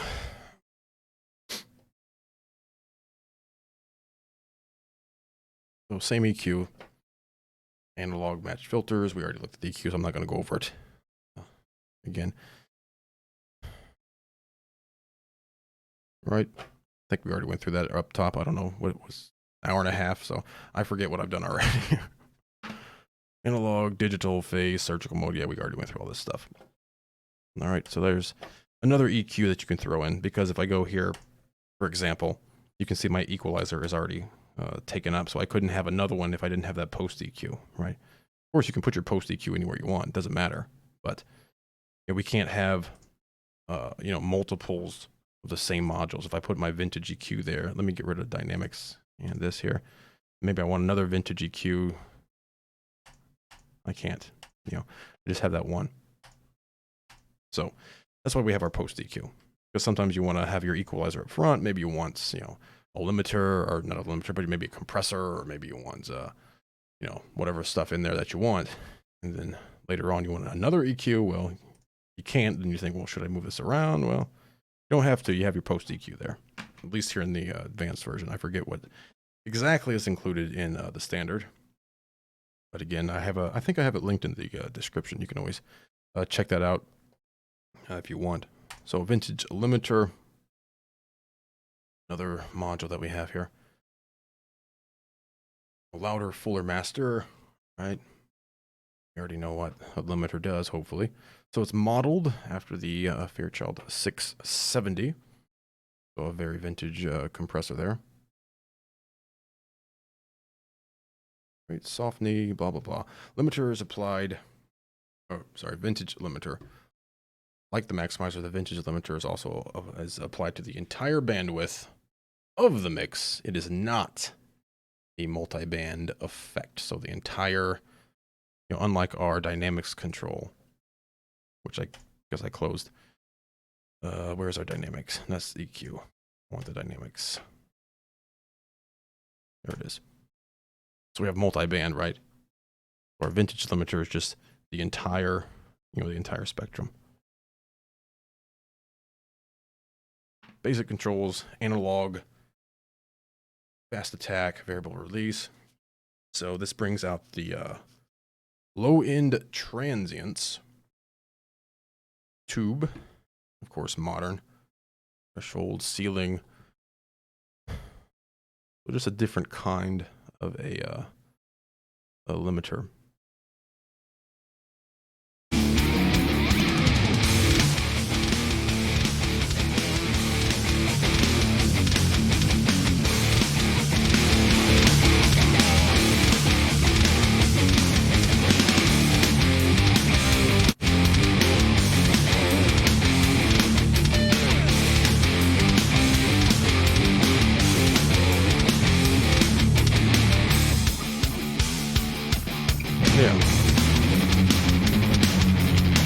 Yeah, that does indeed sound much thicker than tube, doesn't it?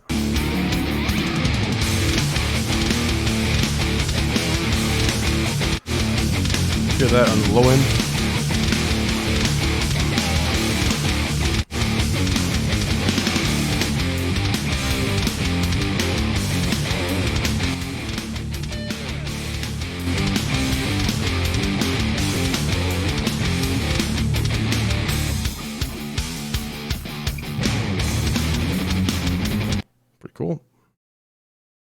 And I think we're about to the end of our modules. Maximizer, which we've already looked at, we already have open here. This is a pretty nice module to have around. You can get things very loud. Let me get rid of some of these guys. Bada bing, bada boom, bada boom, bada boom. Let me, Oh, hi, Mark.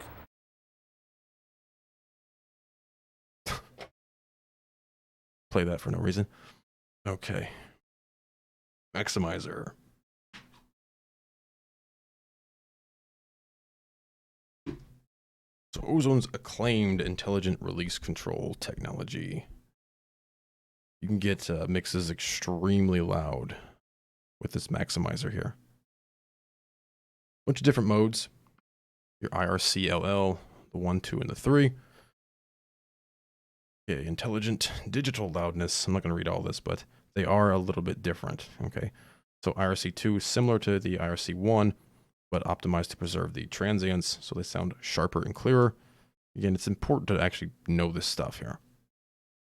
Okay, there's 3. Most aggressive limiting, and then different styles: clipping, crisp, balance, pumping. Different styles that we have. So, basic controls: ceiling, true peak, limiting, character control, stereo independence, transient emphasis, all kinds of different controls. And of course, your meters there. We can get stuff very loud with this.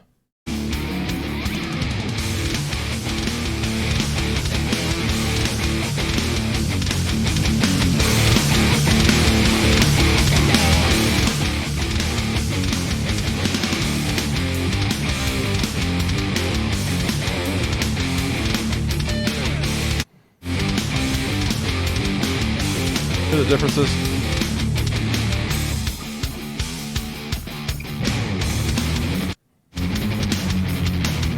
They're all a bit different there.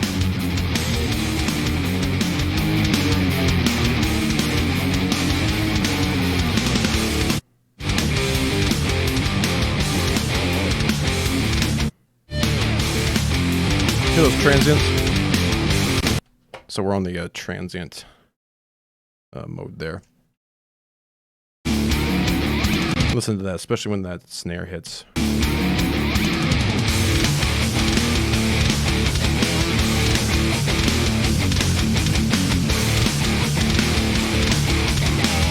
It is just slamming. If I put that on, just say classic, it's going to be a little different. A little bit different.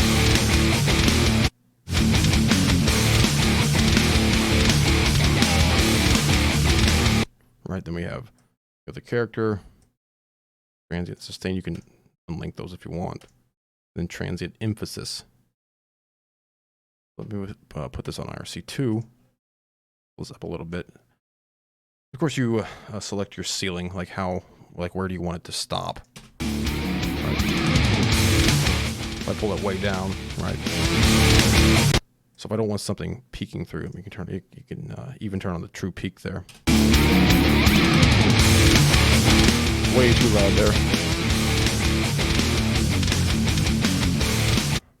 Emphasize transients.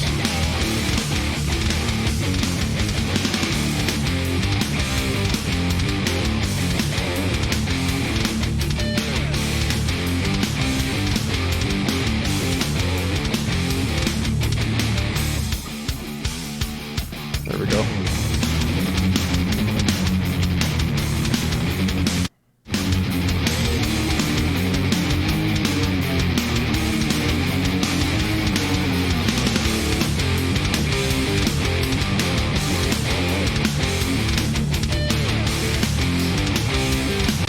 So there's all the modules I believe we've gone through. All of the freaking modules here. Tons of modules. Again, if you have the advanced version, you can split these out and use them like any other plugin, which is nice. So what do you say we master another song? We did that up top already. But let's do another one. Let's try Master Assistant. Why not? Let's just do it to this track here. Why not? We put this on default. I guess I also should, let me actually mention the presets first. Of course, the global presets right up here. You can scroll through them with your button there, but a better way. Well, maybe not better. Easier way.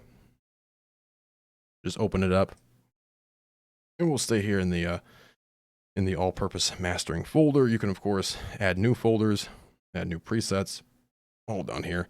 Show this at startup or not. All right, so cool thing about their preset system here, which is about the same for pretty much all of the iZotope products, that you can play back and easily switch your presets. And remember to hit solo. So we just choose one. You can see that automatically adds whatever this preset contains, and then you just keep doing that till you find one that you like.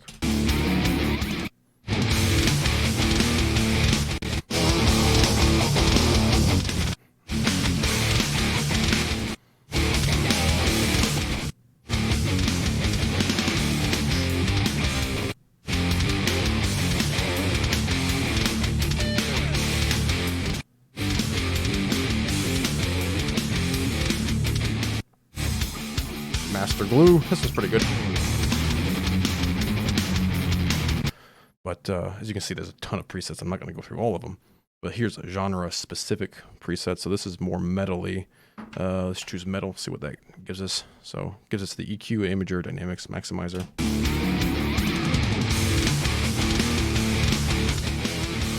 It's bypassed.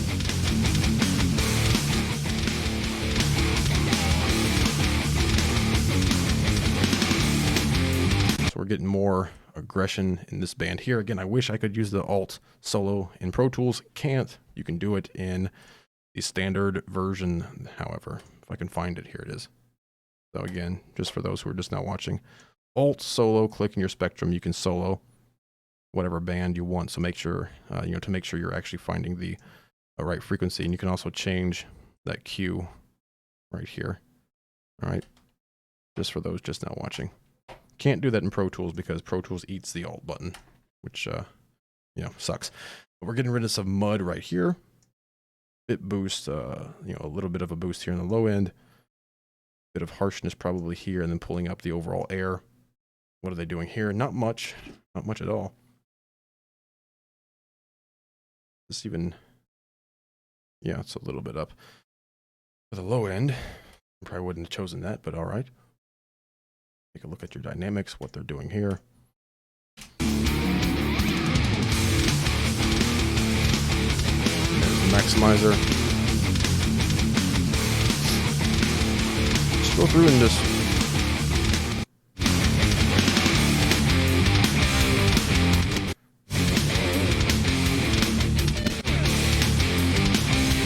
that one sounds pretty cool for this. That would make a really good starting point.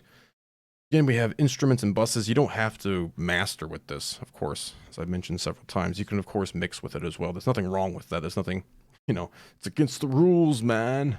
Doesn't matter, right? What a story, Mark. Drum space, guitar deep, huge guitars.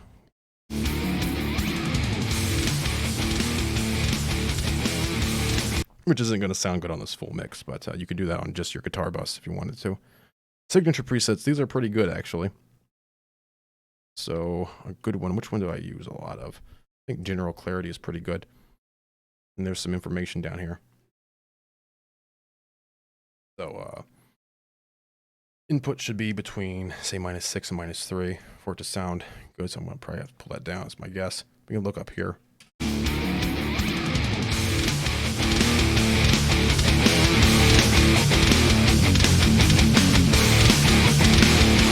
But I'm not going to get it that loud because it's going to start clipping over for the stream.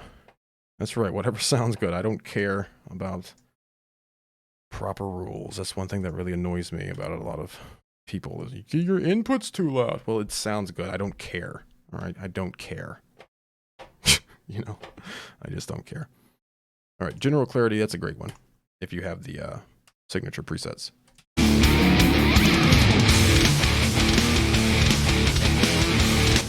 Again, bypass.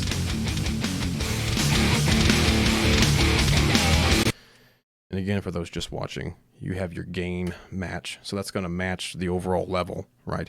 So it's not just going to be, because what happens whenever you add dynamics and your maximizer, everything is getting pulled up. So if you just hear something louder, humans are basically wired to say, well, it's louder, so therefore it's good. Well, that's just not the case, right? So to really hear what's going on, we could match the gain, start off bypass, and then really hear the changes.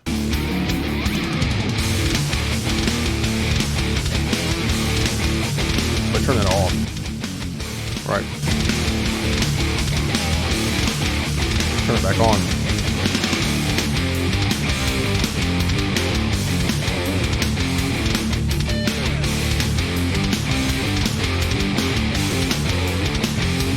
So it's more present in this area up here, as we can see actually from the EQ, the dynamics there.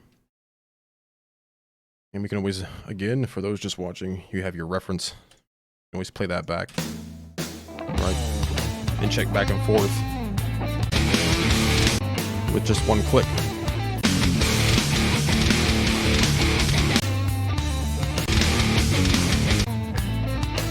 All right. So anyway, that's your presets. Actually, let me get this out of the way. Turn this off, turn this off, turn this off. No, over here. That's your presets. Tons of presets. Again, plus to add your own. You can even make your own folders right here. Use the X to get rid of them. Bada bing. Get rid of that. So we were going to master this track, right? Let's go ahead and master this track. Again, in probably 60 seconds to master the track here. So how did we do that? Well, let's start off here. The default workspace. You don't have to. I'm just doing that. And this is the song here.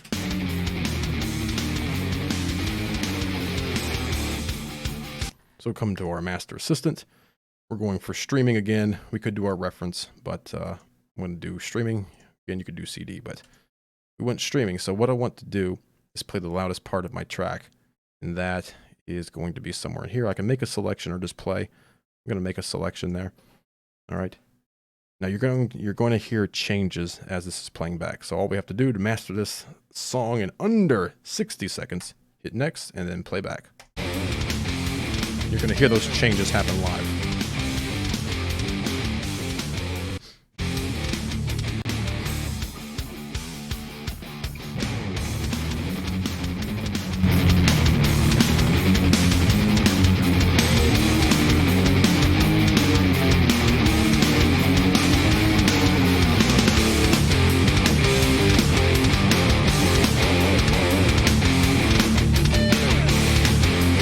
That's all there is to it. We just mastered our track. Now, if you like that, again, just click accept. If you don't, click cancel, start over, do it again, or we can always click accept because I actually like this setting. It's actually did pretty good there.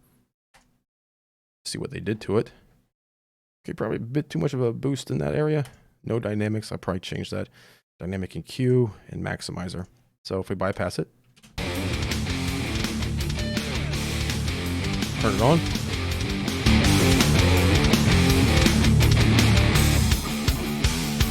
Definitely much louder, but we can do gain match to really see.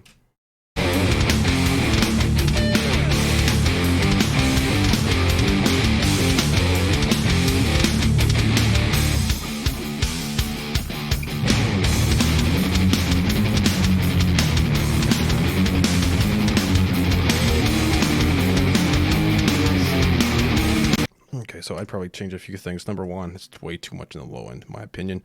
Way too much up here. I don't like it. Getting rid of that. Band 4. Turn that on. The mud down here. All right. So I do that, and then I probably turn on my dynamics as well, and solo that band.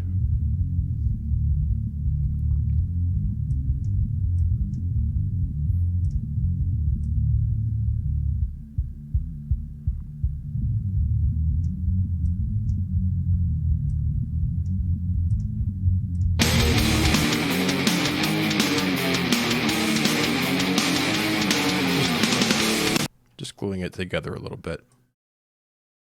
Quarter ratio.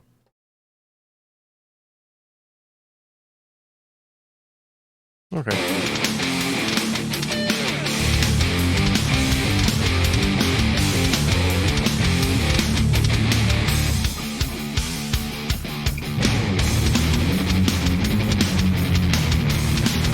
little bit better.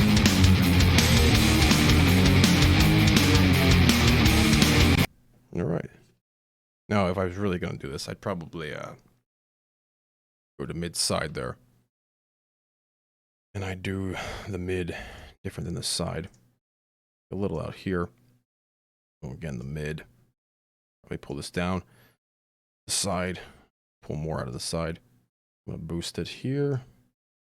And more aggression of those guitars in this area here. Not a ton. We have our different shapes down here if you want to use different shapes. Maybe that. For the sides. And solo that.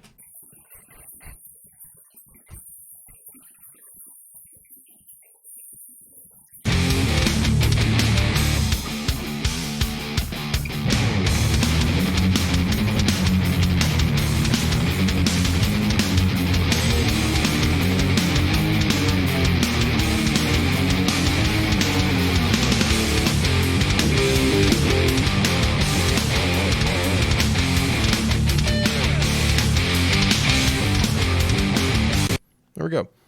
Let me imager up here, tighten it, and slightly increase it as it goes up. There we go.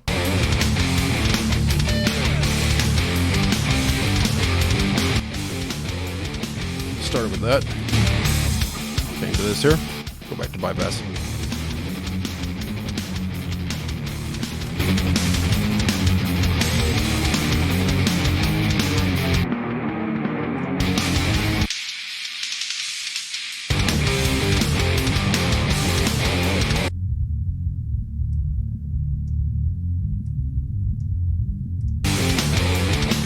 There we go. A little more controlled in the low end now.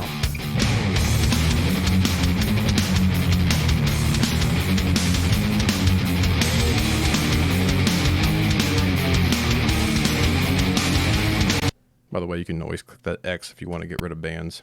Put in bands if you want. You can add more here in the dynamics or get rid of them. Whatever you want to do. We click Learn here.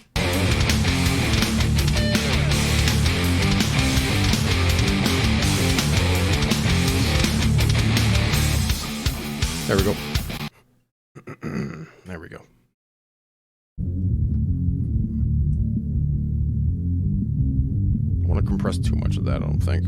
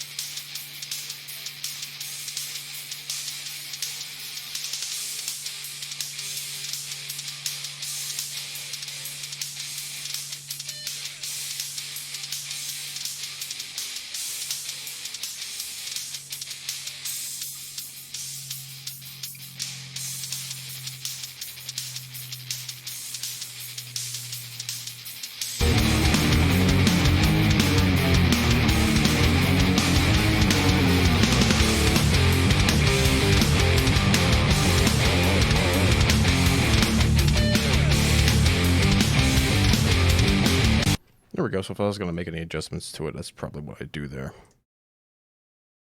Cleans up that middle. Tightens up the low end a bit and expands it out a little bit too.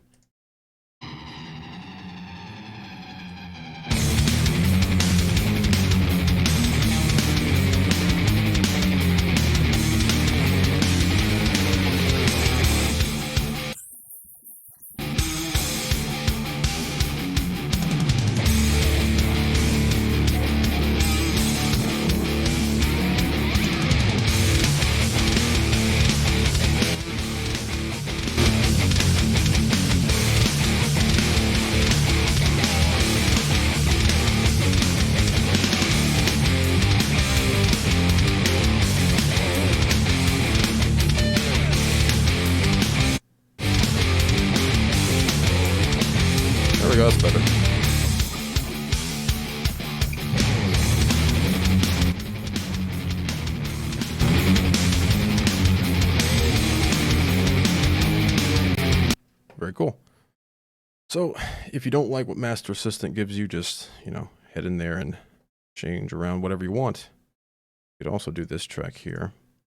I think we'll close this down. So we can do a cinematic track. Let's just put this on default. Master Assistant is a good way to get up and running with something here. Over here. Assistance with control, balance your mix, blah blah blah. They got videos here on iZotope 2. That's what I wanted. Master Assistant. I don't think we looked at this page here. So Master Assistant, which we've run twice already, intelligent processing that provides a starting place for your master in the equalization, master, dynamics, and dynamic EQ. So it doesn't check every single module. Okay. Select any audio file in the new track referencing feature as a target and apply the learned EQ. Right, automatically configure, select between low, medium, or high intensity settings. All kinds of stuff you can do there. All right, and then I think, yeah, they got a video on it somewhere. You can always check out. And you can, of course, do that in the standalone version as well. So let's do this track here, which is sort of a cinematic style.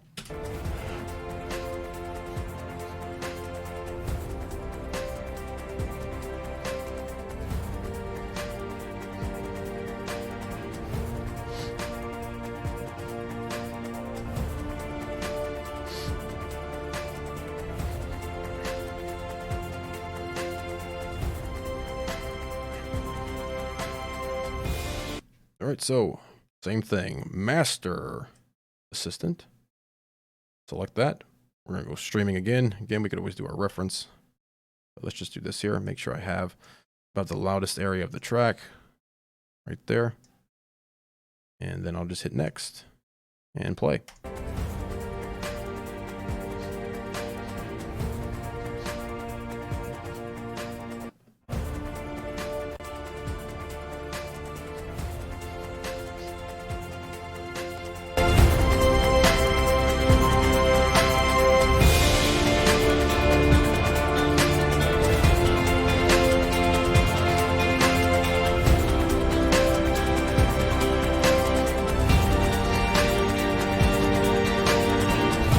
There we go. Then you can stop playback. I have a question mark here. You can always click that. Like I've already mentioned 100 times if you want. So the genre, we'll get back to that in a minute, but the genre classes and research findings. This is the interesting thing about Master Assistant. So Master Assistant utilizes target genre curves that were born from a mixture of internal discussion and research. So they grouped a large variety of audio files into 10 classes of musical genres. Genre classes were then analyzed for their spectral characteristics based on our research, blah, blah, blah. You can read that there if you want, but they generated or created 10 genre target curves that represent the typical spectral characteristics for each genre. So that's what it's really checking against. Okay, categorized 10 different genres and included combination target curves that represent the three broad categories in the tonal balance control, which we looked a little bit at, didn't we? Yeah, right there. Right there. You can choose those in here if you happen to be using that. So 3 representative categories, not going to go into that. Workflow, target selection, the intensity, and of course playback of audio, right? At least 30 seconds. Then of course we have our reference that you could match it to a reference instead of basically the internal, right? Then apply that preset.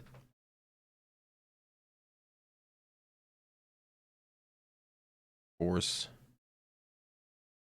add whatever else you want in there. All right, so that's that. Get rid of that. And let me find this again. Okay. There we go. So we like this. If you don't, click cancel, I'll just choose accept. And we'll start off by bypassing it again. It's going to get loud here.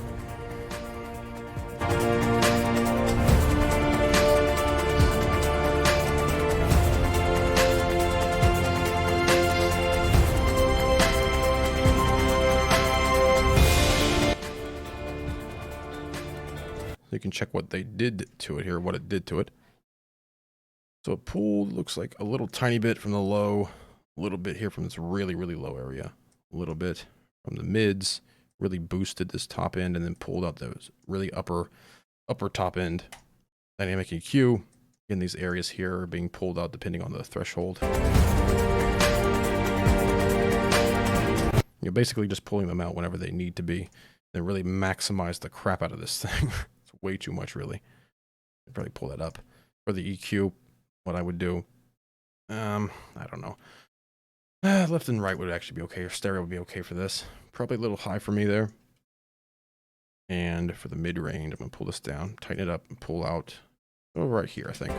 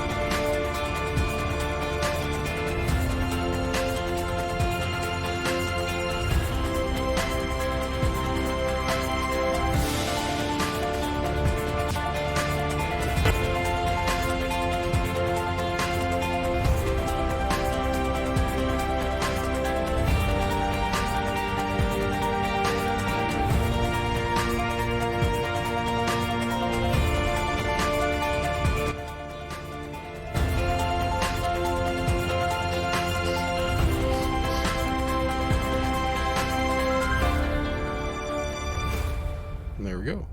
So, that sounds better. Again, bypass that.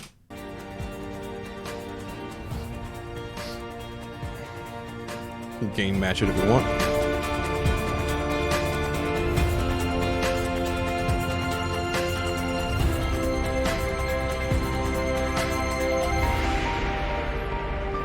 So clears it right up.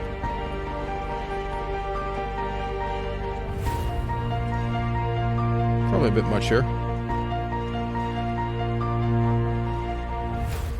Just want to glue it together.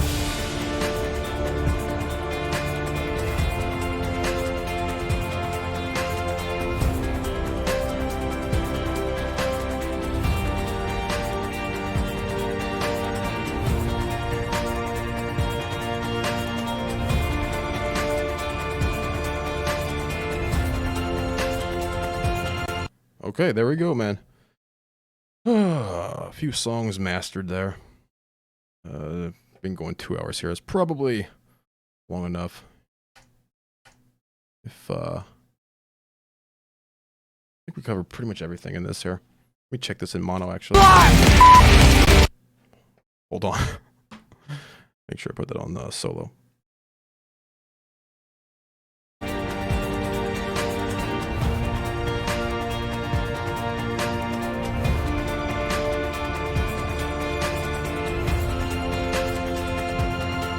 It's all right.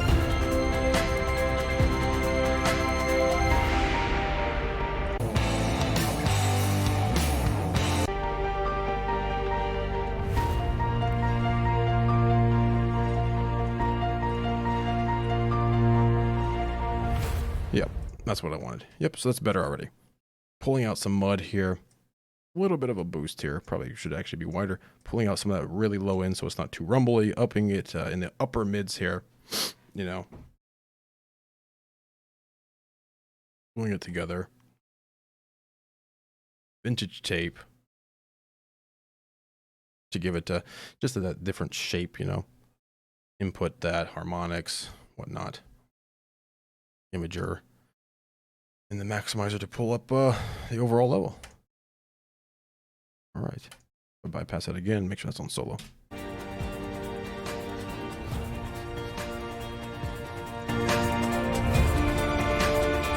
Much better.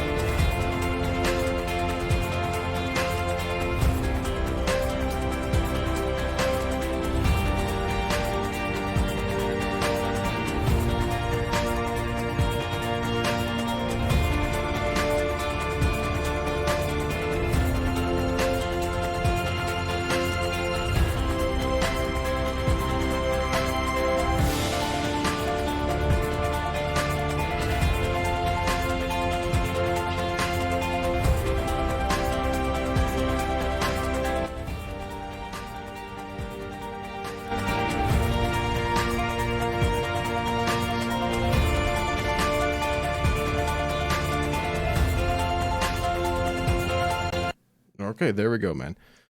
iZotope Ozone 8 plugins live here again. Check the description below. I think I have all these links already there. The replay of this will be in full 1080p. This one here, the stream's in 720, but the full replay will be in 1080p. You want to watch from the beginning. We went through every single module. Went through some tips and tricks, and basically, you know, remember your question mark icon, which is all around Ozone. So if you ever forget exactly what you're doing, you can figure it out really quick.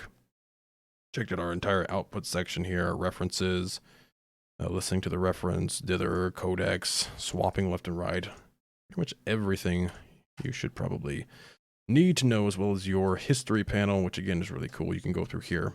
Go way back, so if you ever really mess up, you can always go back right to where you need to be here in Ozone 8. Once again, I usually don't suggest actually buying this straight out just because it's very expensive on its own. It's usually better to try to get it as part of a package, which they don't show it here, but if you look at the music production suite, it's usually the way to go for Ozone and for Neutron, by the way. Go to products. There it is. Music production suite. And I think version 2 is coming out pretty soon.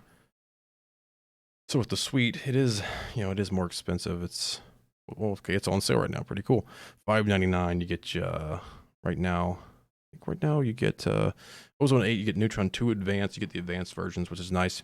Right now you get Vocal Synth 1, but you'll get Vocal Synth 2 once it actually comes out. You get, I mean, Vocal Synth 2 is out. What I mean is you'll get the upgrades once the Music Production Suite number 2 comes out.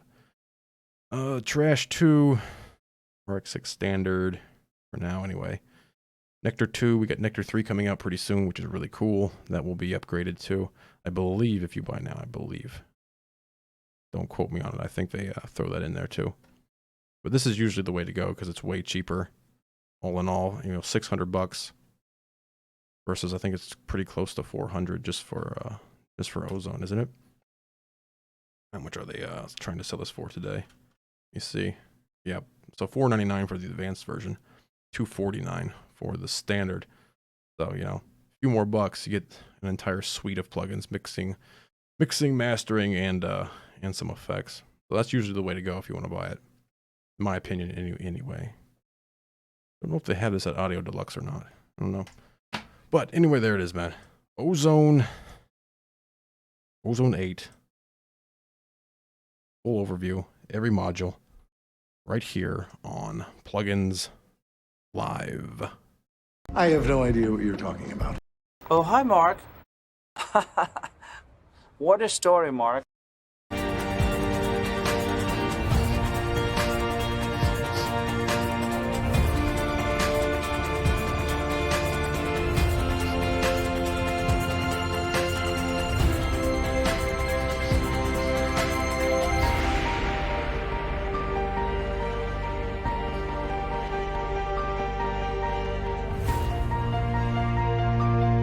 We'll do it live. Okay. We'll do it live. Do it live. I'll write it and we'll do it live.